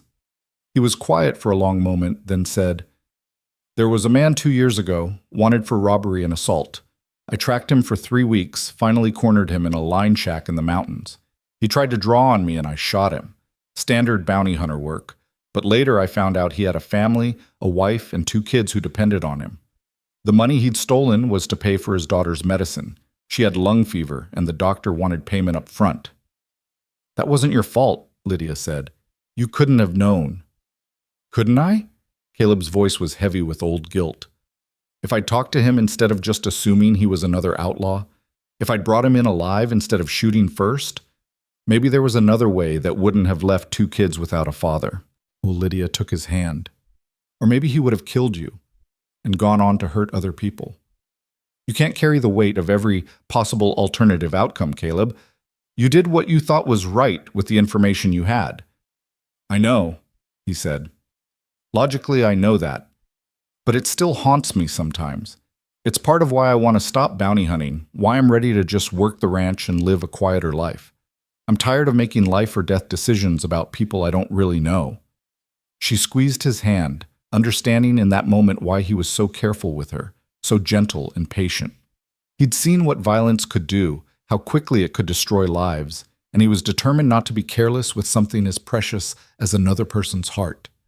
They stood together in the flower-filled meadow, and Lydia felt something shift inside her, a loosening of the last defenses she'd been holding against him. Whatever this was between them, it was real and worth protecting, worth the risk of believing in again. The summer deepened, days growing longer and hotter. Lydia learned the rhythm of ranch work, helping where she could, gathering eggs from the chickens they kept near the house, tending the vegetable garden that had gone wild from neglect, even learning to milk the 2 dairy cows whose names were Buttercup and Daisy. The physical work was satisfying in ways her teaching had never been, though she found herself missing the classroom sometimes, missing the spark in a child's eyes when a difficult concept finally clicked. You could teach here, Eli suggested one afternoon as they weeded the garden together. Not at a formal school, but there are ranch families scattered all through this territory. Kids who don't get any education at all because the nearest schoolhouse is 50 miles away. You could ride circuit, teach at different ranches, the way circuit preachers do with religion. The idea lodged in Lydia's mind and wouldn't let go. She mentioned it to Caleb that evening, half expecting him to dismiss it as impractical. Instead, his face lit up. That's brilliant, he said. There's real need for it. I know at least 6 families within a day's ride who'd pay for proper teaching for their kids. You could stay based here at the ranch and ride out a few days a week. It would take time to build up, Lydia said, caught between excitement and practical concern. And I'd need books, teaching supplies, some way to assess what each child already knows. We'll figure it out, Caleb said firmly. If this is what you want, we'll make it work. His immediate support, his complete belief in her capability, made her throat tight with emotion. She'd spent so much of her life having to justify her choices, having to prove her competence, and here was a man who simply took her ability for granted and asked how he could help. I want to try, she said, but not until after... She stopped, suddenly uncertain. After Mason's trial, Caleb finished quietly. You'll need to testify. The trial was scheduled for mid-August in Helena, just over a month away. Lydia had been trying not to think about it, but the date loomed like a storm on the horizon. She'd have to stand up in court and recount every detail of those 3 days, face Mason across a courtroom, relive the worst experience of her life in front of strangers whose job was to pick apart her testimony, looking for inconsistencies. I'll go with you, Caleb said. You won't have to face him alone. I know, Lydia said. That's the only reason I think I can do it. July melted into early August. The days hot enough that they did the heaviest ranch work in the early mornings and late evenings, resting through the worst heat. Lydia's body changed with the physical labor. Her hands grew calloused, her arms stronger, her skin tanned despite her attempts to stay covered. She felt more solid somehow, more present in her body than she had in years of indoor teaching work. One evening, she caught Caleb watching her as she worked with one of the young horses, teaching it to accept a bridle. When she looked up and met his eyes, the expression on his face made her heart skip. It was admiration and desire and something deeper, something that looked like love, though neither of them had spoken the word yet. "What?" she asked, self-conscious under his gaze. "Nothing," he said. "Just thinking how well you fit here, like you were made for this life." "I'm not sure I was made for any particular life," Lydia said, stroking the horse's neck. "But I think maybe we make ourselves into what we need to be. I needed to be someone who could survive, so I survived. Now I need to be someone who can build a new life, so I'm learning how." "You're not just surviving anymore," Caleb observed. "You're thriving." She considered that. He was right. Somewhere in the past 2 months, survival had transformed into something richer. She woke up most mornings eager for the day rather than just grateful to have made it through the night. The nightmares that had plagued her first weeks at the ranch had faded to occasional disturbances rather than nightly terrors. She could think about the stagecoach robbery and the river without dissolving into panic. "I think you're right," she said, surprised by the realization. "I think I'm actually healing." "Good," Caleb said. "That's exactly what's supposed to happen." The summons for the trial arrived on a Wednesday, delivered by a territorial marshal who'd ridden out specifically to serve it. Lydia read the legal language with hands that only shook slightly, then folded the paper and tucked it in her pocket. "We'll leave day after tomorrow," Caleb said. "That gives us time to prepare and still get to Helena 2 days before the trial starts." "Will Eli be all right here alone?" Lydia asked. "Eli's been running this ranch by himself plenty of times," Caleb said. "He'll be fine. And Tom Barrett said he'd check in daily while we're gone." That night, Lydia couldn't sleep. She lay in bed staring at the ceiling, her mind spinning through everything she'd have to say in court, every question she might be asked, every way Mason's lawyer might try to discredit her testimony. Around midnight, she gave up on sleep and went to the kitchen for water. Caleb was there, sitting at the table with a cup of coffee, a lamp burning low. He looked up when she entered and didn't seem surprised to see her. "Couldn't sleep either," he said, gesturing to the chair across from him. She sat, accepting the coffee he poured for her, even though she didn't really want it. The warmth of the cup between her hands was soothing regardless. "Tell me what you're afraid of," Caleb said. "That I'll freeze," Lydia admitted. "That I'll look at Mason and suddenly be back in that river, unable to speak or think or be anything except terrified. That my testimony won't be enough to convict him and he'll go free." "None of that will happen," Caleb said firmly. "First, you won't freeze because you're one of the strongest people I've ever met. You've already faced down the worst he could do and survived it. Facing him across a courtroom will be nothing compared to that. Second, I'll be right there with you. If you start to struggle, look at me. I'll be your anchor." "And if it's not enough?" Lydia asked. "If the jury doesn't believe me?" "Then he'll still hang based on the other charges," Caleb said. "There are 6 other counts of murder against him, witnesses to other crimes, a trail of evidence as long as my arm. Your testimony is important, but you're not carrying the entire case on your shoulders." The reassurance helped, though it didn't entirely banish her anxiety. They sat in comfortable silence for a while, drinking coffee neither of them needed, the house quiet around them. "Caleb," Lydia said finally, "thank you for everything, for saving me, for giving me a place to heal, for being patient while I figured out how to be a person again." "You don't have to thank me," he said. "Loving you isn't something I do for gratitude." The word hung in the air between them, shocking in its simplicity. Lydia's breath caught, her heart suddenly racing. "You love me?" she whispered. Caleb met her eyes steadily. "Yes. I didn't mean to say it like that. Meant to wait until after the trial so you wouldn't feel pressured. But there it is. I love you, Lydia Carter. Have for weeks now. And you don't have to say it back." She stood and moved around the table, and before he could finish whatever he was going to say, she was kissing him, Not the careful, tentative kisses they'd shared before, but something deeper, something that carried everything she'd been too afraid to voice. When they finally broke apart, both breathless, she said, "I love you too. I think I have since you rode down from that ridge like something out of a story, and refused to let me die."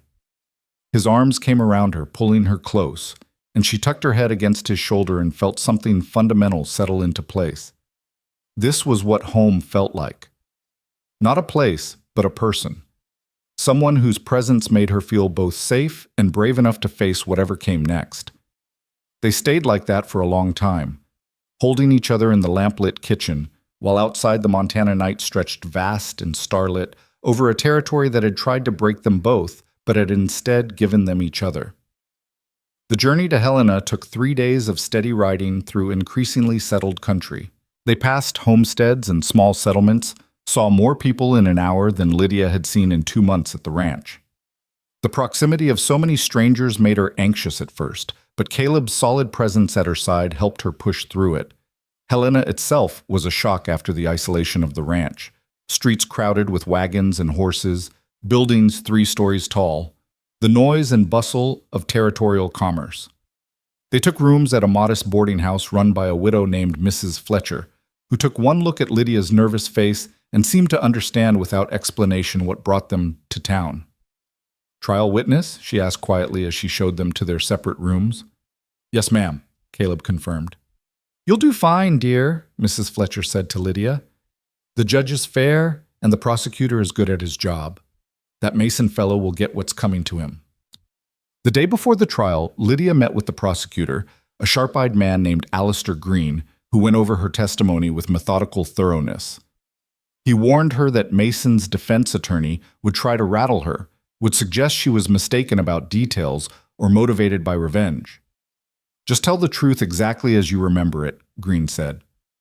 "Look at the jury when you speak, keep your voice steady, and remember that you're not on trial here. He is. You're the victim and the witness. You have nothing to be ashamed of or apologize for."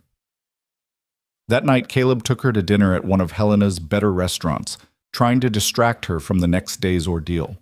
They talked about anything except the trial, about the ranch, about Eli's latest escapade trying to break a particularly stubborn horse, about Lydia's plans for circuit teaching once this was all over. "Have you thought about where you want to be in 5 years?" Caleb asked over dessert. "I used to think I knew," Lydia said. "Before the stagecoach, I had it all planned out. Teach for 10 years, save money, maybe open my own school someday." "Now?" She met his eyes. "Now I think I'd like to be at the ranch, teaching the circuit, helping you and Eli build something lasting. Maybe," she hesitated, then pushed forward, "maybe building a family of our own." Caleb's hand found hers across the table. "I'd like that too," he said quietly. "All of it." The morning of the trial dawned clear and hot.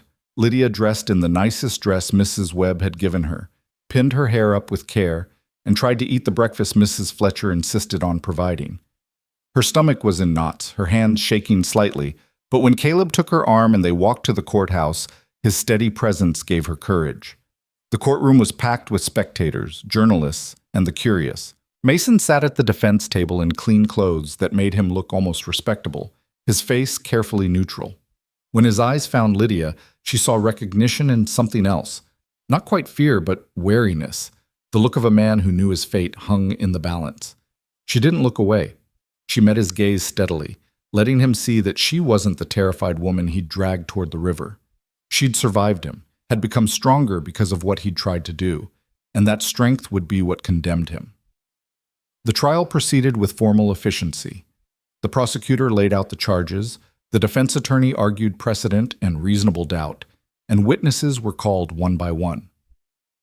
When Lydia's name was finally announced, she stood on legs that felt steadier than she'd expected and walked to the witness stand.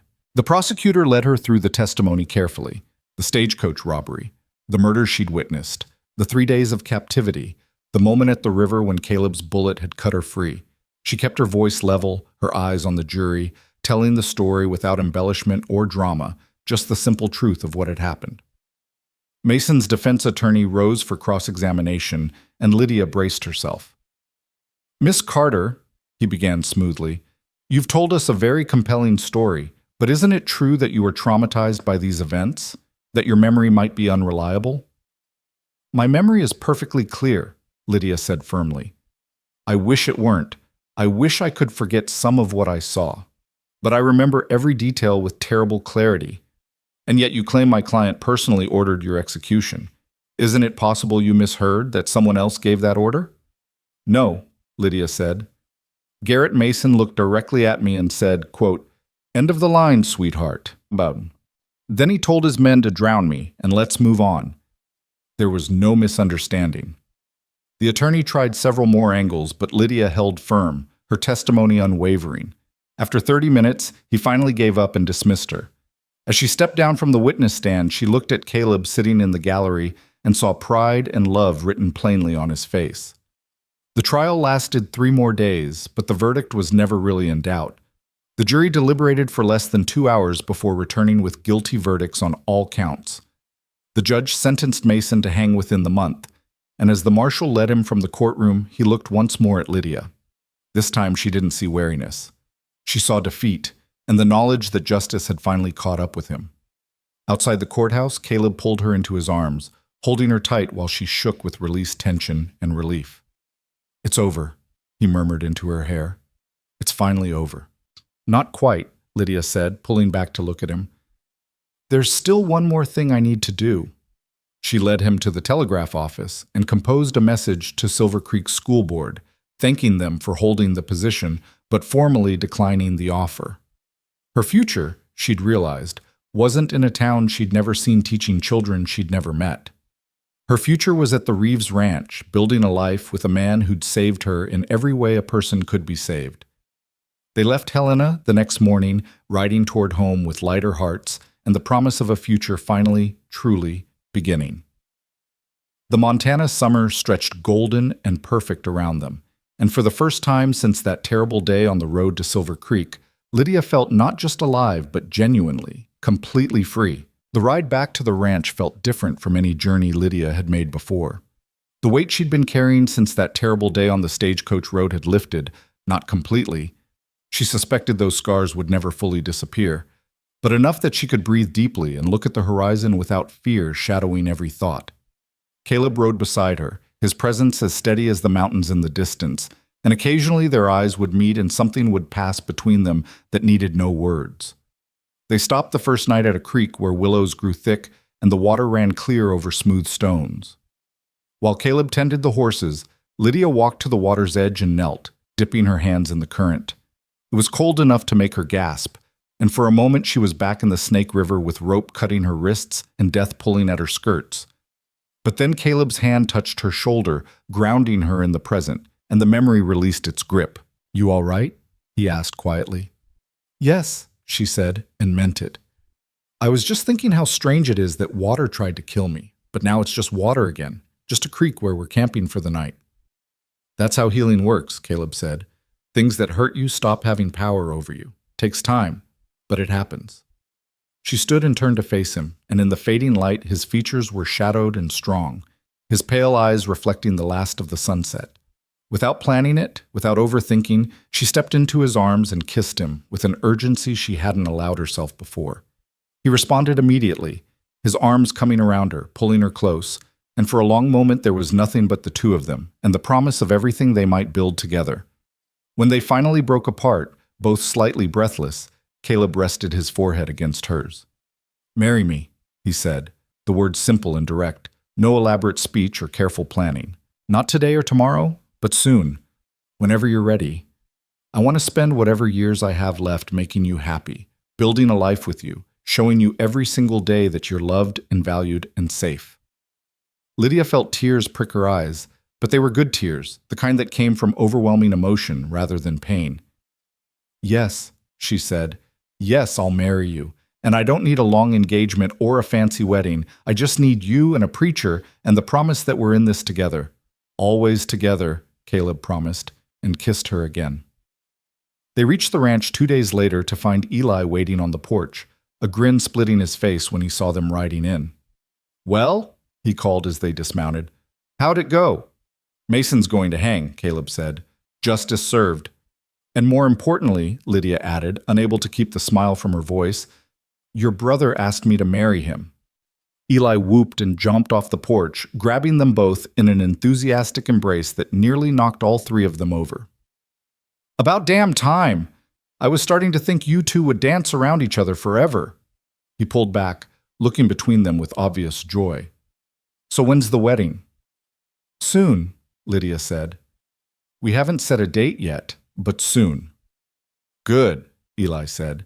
This place needs a woman's permanent touch, and I need someone to help me keep Caleb from being too serious all the time. They settled on a date 3 weeks away, long enough to make preparations, but not so long that the waiting became torture. Lydia wrote to Dr. and Mrs. Webb in Prospect, inviting them to attend. Caleb rode to Tom Barrett's ranch to spread word to the neighboring families. Eli took on the task of building a proper arch in the yard for the ceremony, spending his evenings sawing and hammering and cursing cheerfully when measurements didn't align. The days leading up to the wedding passed in a blur of activity. Mrs. Barrett arrived with 3 other ranch wives to help Lydia make her dress, bringing fabric they'd been saving for something special. The women worked together in the ranch house parlor, their needles flashing in the lamplight, their conversation easy and welcoming. They asked Lydia about her teaching plans, about her life before Montana, about how she and Caleb had met. She told them a carefully edited version of the story, leaving out the worst details but keeping the essential truth, that he'd saved her life and stolen her heart in the process. He's a good man, said Emma Barrett, Tom's wife, a capable woman in her 40s with sun-weathered skin and kind eyes.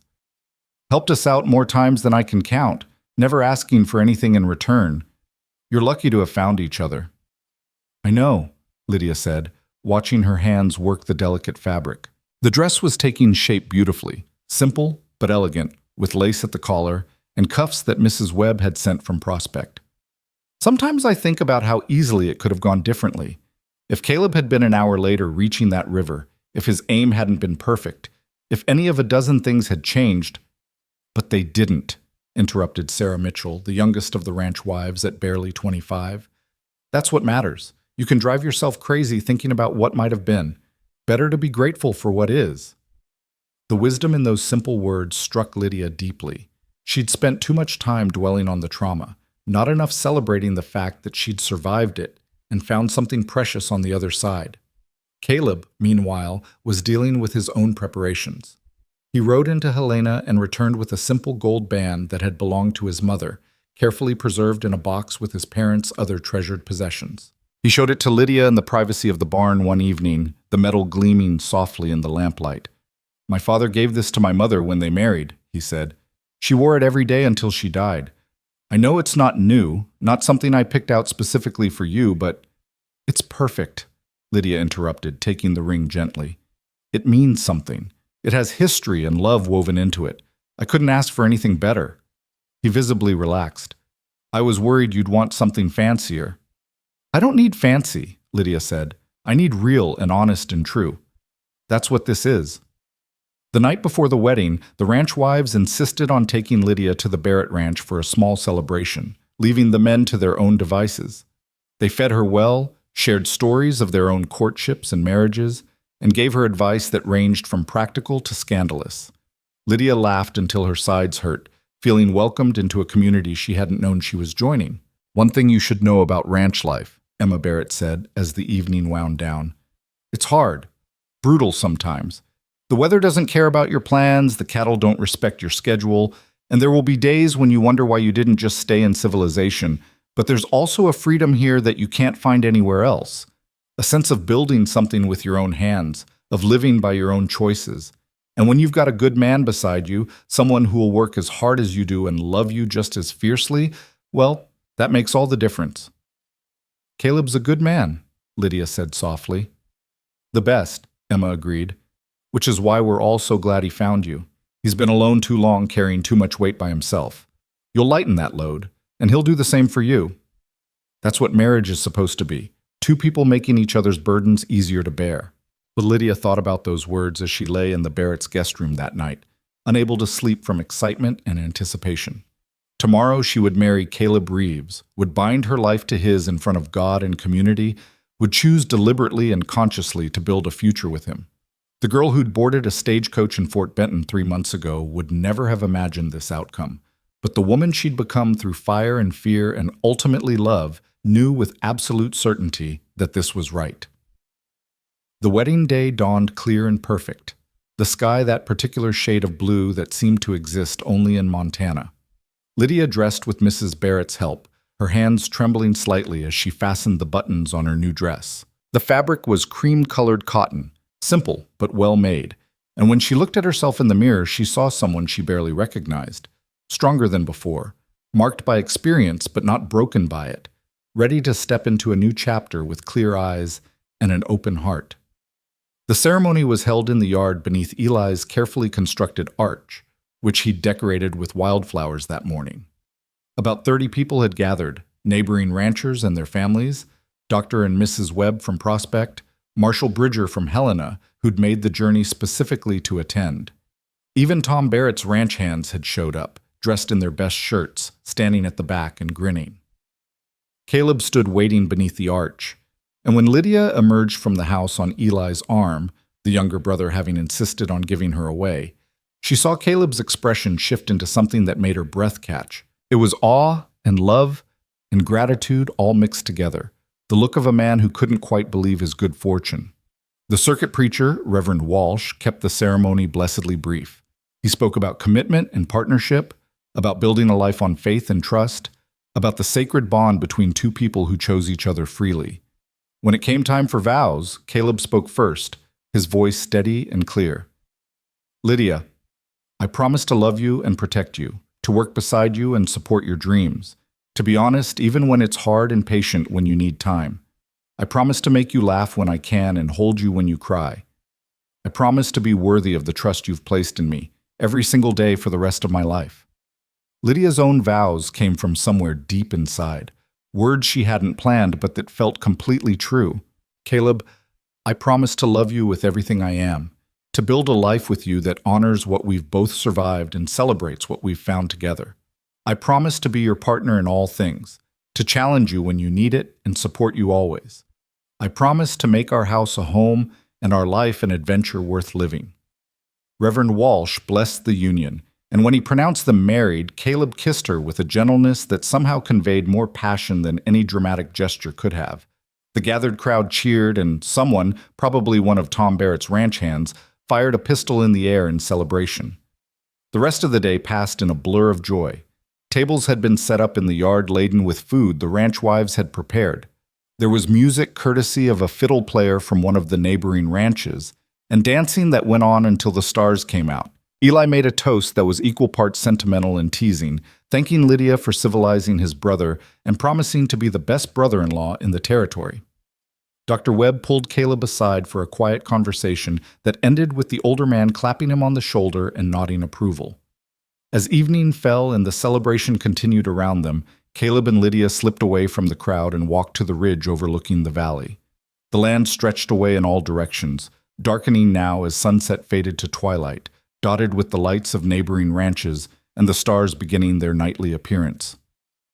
"How are you feeling?" Caleb asked, his arm around her waist. "Happy," Lydia said simply. "Genuinely, completely happy. I didn't think I'd feel this way again, not after everything that happened. But here I am, married to you, surrounded by good people, looking at a future I actually want to live." "We're going to build something good here," Caleb said. "Better than good. Something extraordinary. You with your teaching, me helping Tom and working our own ranch, Eli finally having someone to talk to besides me and the horses. A real life, not just surviving, but thriving." "Speaking of teaching," Lydia said, "I got a letter yesterday from the Henderson family. Remember, the ones who left after their homestead burned? They're coming back next spring with 3 other families from back east. They want to know if I'll teach their children when they arrive." "That's wonderful," Caleb said. "So it's really happening, your circuit teaching?" "It's really happening," Lydia confirmed. "I'm going to start with the Barrett children next week, just to practice and refine my approach. Then as word spreads, I'll add more families. Emma thinks within a year I could be teaching 20 or 30 children across the territory." "You'll be amazing at it," Caleb said with complete confidence. You've got a gift for explaining things clearly, for making people feel capable and valued. Those kids will be lucky to have you. They stood in comfortable silence for a while, watching the last light fade from the western sky. Finally, Lydia said, I should go back to the Snake River. Caleb turned to look at her, surprise and concern crossing his face. What? Why? Because I need to see it again, Lydia explained, not running from it or being dragged toward it, but choosing to go there on my own terms. I need to stand on that bank and remember what happened and know that it doesn't have power over me anymore. Does that make sense? Perfect sense, Caleb said, though worry still shadowed his eyes. When do you want to go? Not today, Lydia said. Today is for celebrating, but soon, maybe next week before I start teaching. One last confrontation with the past before I fully step into the future. I'll take you, Caleb said. We'll go together. They returned to the celebration hand in hand, and the party continued well into the night. When it finally wound down and the last guest had departed, when Eli had diplomatically announced he'd be sleeping in the barn to give them privacy, Caleb and Lydia found themselves alone in the ranch house that was now truly their home together. They climbed the stairs to the room they'd share from this night forward, both suddenly shy despite everything they'd already been through together. But when Caleb took her hand and led her inside, when he kissed her with all the love and desire he'd been holding in check for months, the shyness faded into something beautiful and right. They came together as husband and wife, two people who'd been broken and rebuilt, finding healing and joy in each other's arms. The week that followed established new rhythms. Lydia began preparing for her teaching work, organizing books and creating lesson plans. Caleb helped Tom Barrett with a fence project that had been languishing, and in the evenings they'd all gather for dinner that felt like family. Eli, true to his word, seemed delighted to have Lydia as a permanent resident, and his easy laughter filled the house in ways it hadn't before. On a Tuesday morning when the weather was fine and the ranch work wasn't pressing, Caleb and Lydia rode north toward the Snake River. Neither spoke much during the journey, each lost in their own thoughts. When they finally reached the section of river where everything had happened, Lydia's breath caught despite her preparation. The place looked different in daylight, without terror coloring her perception. The water still ran fast and wide over the rocks, but it was just a river, powerful and potentially dangerous, but not malevolent. The sandbank where Mason had stood smoking while his men dragged her toward death was just a curve in the shore. The cottonwood where Caleb had tied the outlaws was just a tree. She dismounted and walked to the water's edge, Caleb staying close but not hovering. The current pulled at the toes of her boots when she got near enough, cold and insistent. "This is where you were," she said, pointing to a spot on the ridge. "And I was here, in the water, thinking I was about to die." "But you didn't die," Caleb said quietly. "You fought, and I got lucky with my shot, and you survived." "We survived," Lydia corrected. She bent and picked up a smooth river stone, turning it over in her hands. "I want to leave something here, something that marks the moment my life changed." She walked a few yards upstream to a flat section of bank and carefully placed the stone on a natural shelf in the rock. Using a smaller stone, she scratched words into the larger one. Lydia Carter Reeves lived. Caleb came to stand beside her, looking at her handiwork. "Simple but powerful," he said. "That's all that matters in the end," Lydia said. "Not the trauma or the fear or even the rescue, just the fact that I'm here, I'm alive, and I'm choosing how my story continues." They stood together looking at the river for a few more minutes, and Lydia felt something inside her shift and settle.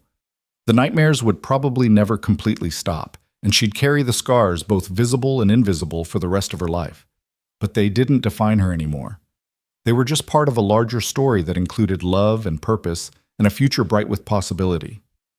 "Ready to go home?" Caleb asked. "Yes," Lydia said, taking his hand. "Let's go home." The ride back to the ranch was lighter somehow, as if exorcising that particular demon had freed up space for other things. They talked about their plans for the winter, about whether to expand the cattle herd or focus on improving the existing stock, about how many children they hoped to have someday and what they'd name them. "At least 3, Lydia said. "I was an only child and it was lonely.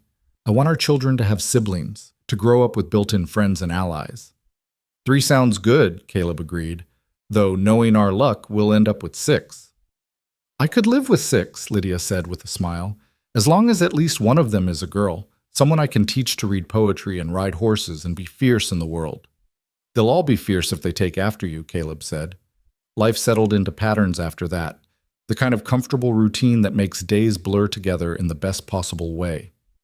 Lydia began her circuit teaching, riding out 3 days a week to various ranches where eager children waited to learn their letters and numbers. She discovered a talent for making education engaging even in difficult circumstances, teaching mathematics through ranch problems like calculating cattle weights, and geometry through building projects. The children loved her, and their parents praised her methods and insisted on paying more than she'd asked. Caleb, true to his word, gave up bounty hunting entirely. He took on more work helping neighboring ranchers, building his reputation as someone reliable and skilled. The money was steadier if less dramatic than bounty hunting had provided, and he came home every night without bullet holes or knife wounds, which Lydia appreciated immensely. Eli thrived with both his brother and sister-in-law present, his natural sociability finding full expression.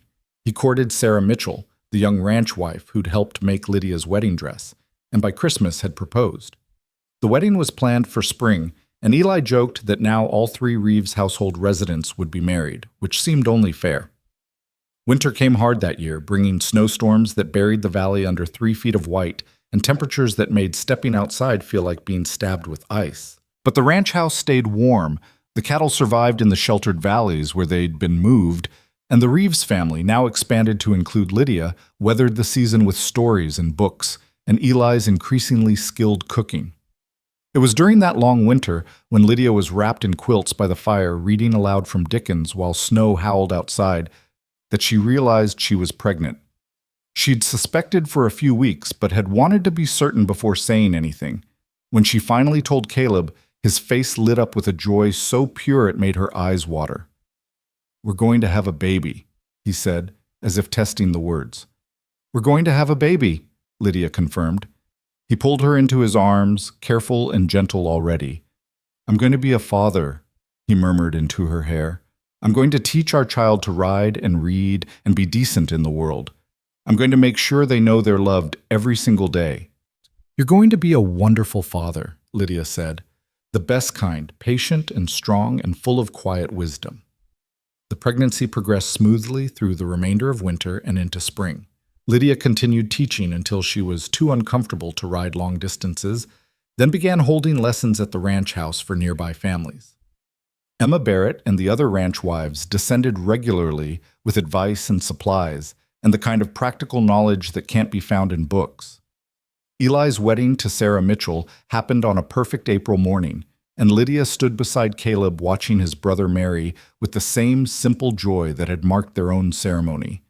The territory felt less wild now, more settled, as if something fundamental was shifting.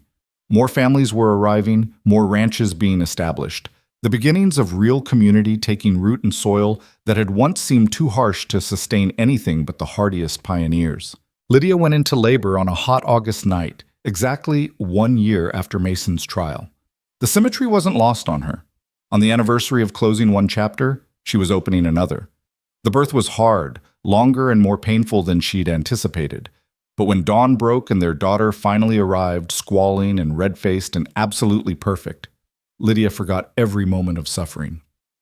"She's beautiful," Caleb whispered, cradling the tiny bundle with hands that had shot outlaws and built barns, but were infinitely gentle with this fragile new life. "She's perfect. What should we name her?" Lydia had been thinking about this for months.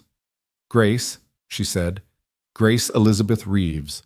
Because grace is what saved me.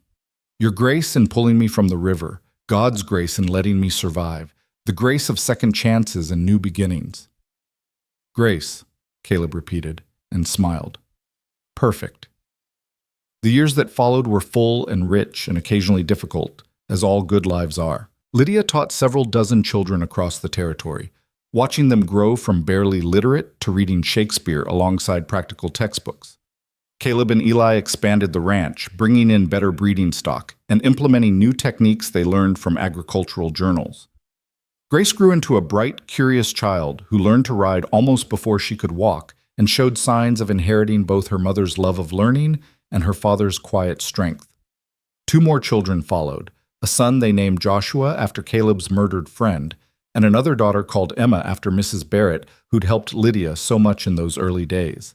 The ranch house rang with children's laughter and the organized chaos of a growing family. Eli and Sarah added their own children to the mix, living in a house Caleb helped them build on the northern section of the property, and the cousins grew up more like siblings, running wild through the valley and learning the land that was their inheritance.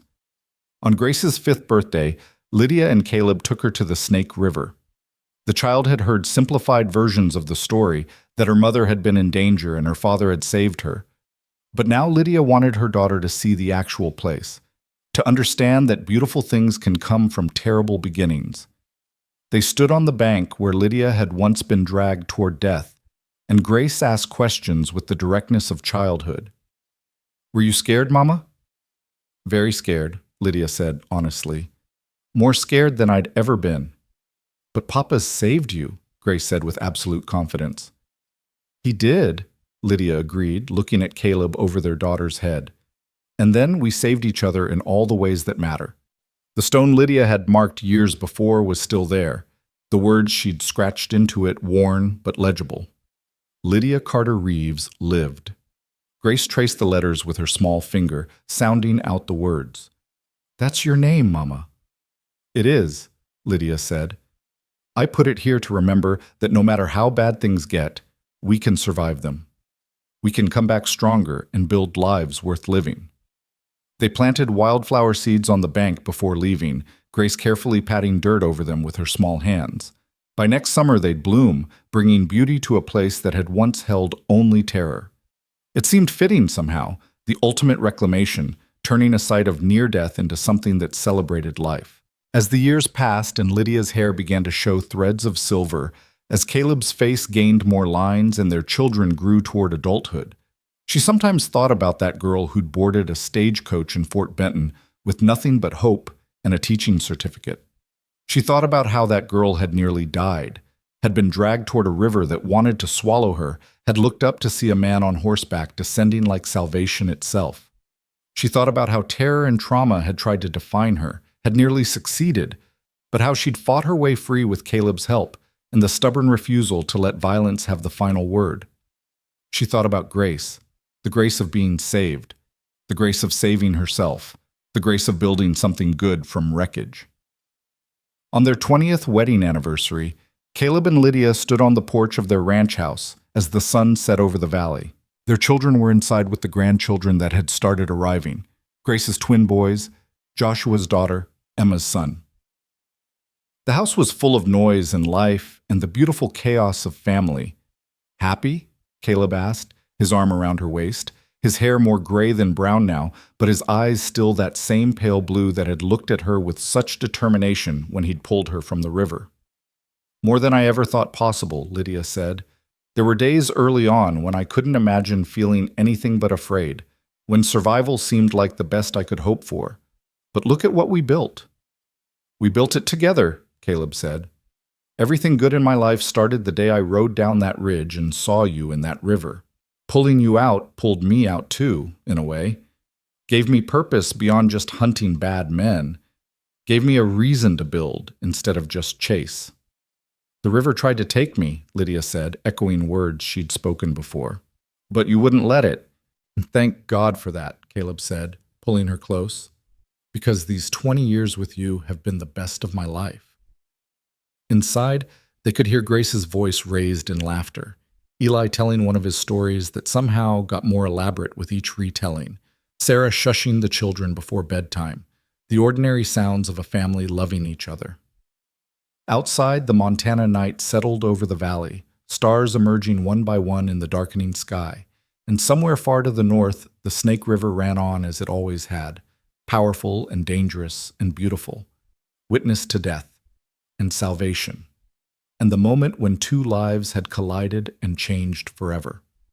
Lydia had survived the river, had built a life on the other side of trauma that was rich and full, and exactly what she'd needed even when she hadn't known to want it. She'd loved and been loved, had taught and learned, had raised children and helped build community in a territory that was finally becoming something more than just wilderness and violence.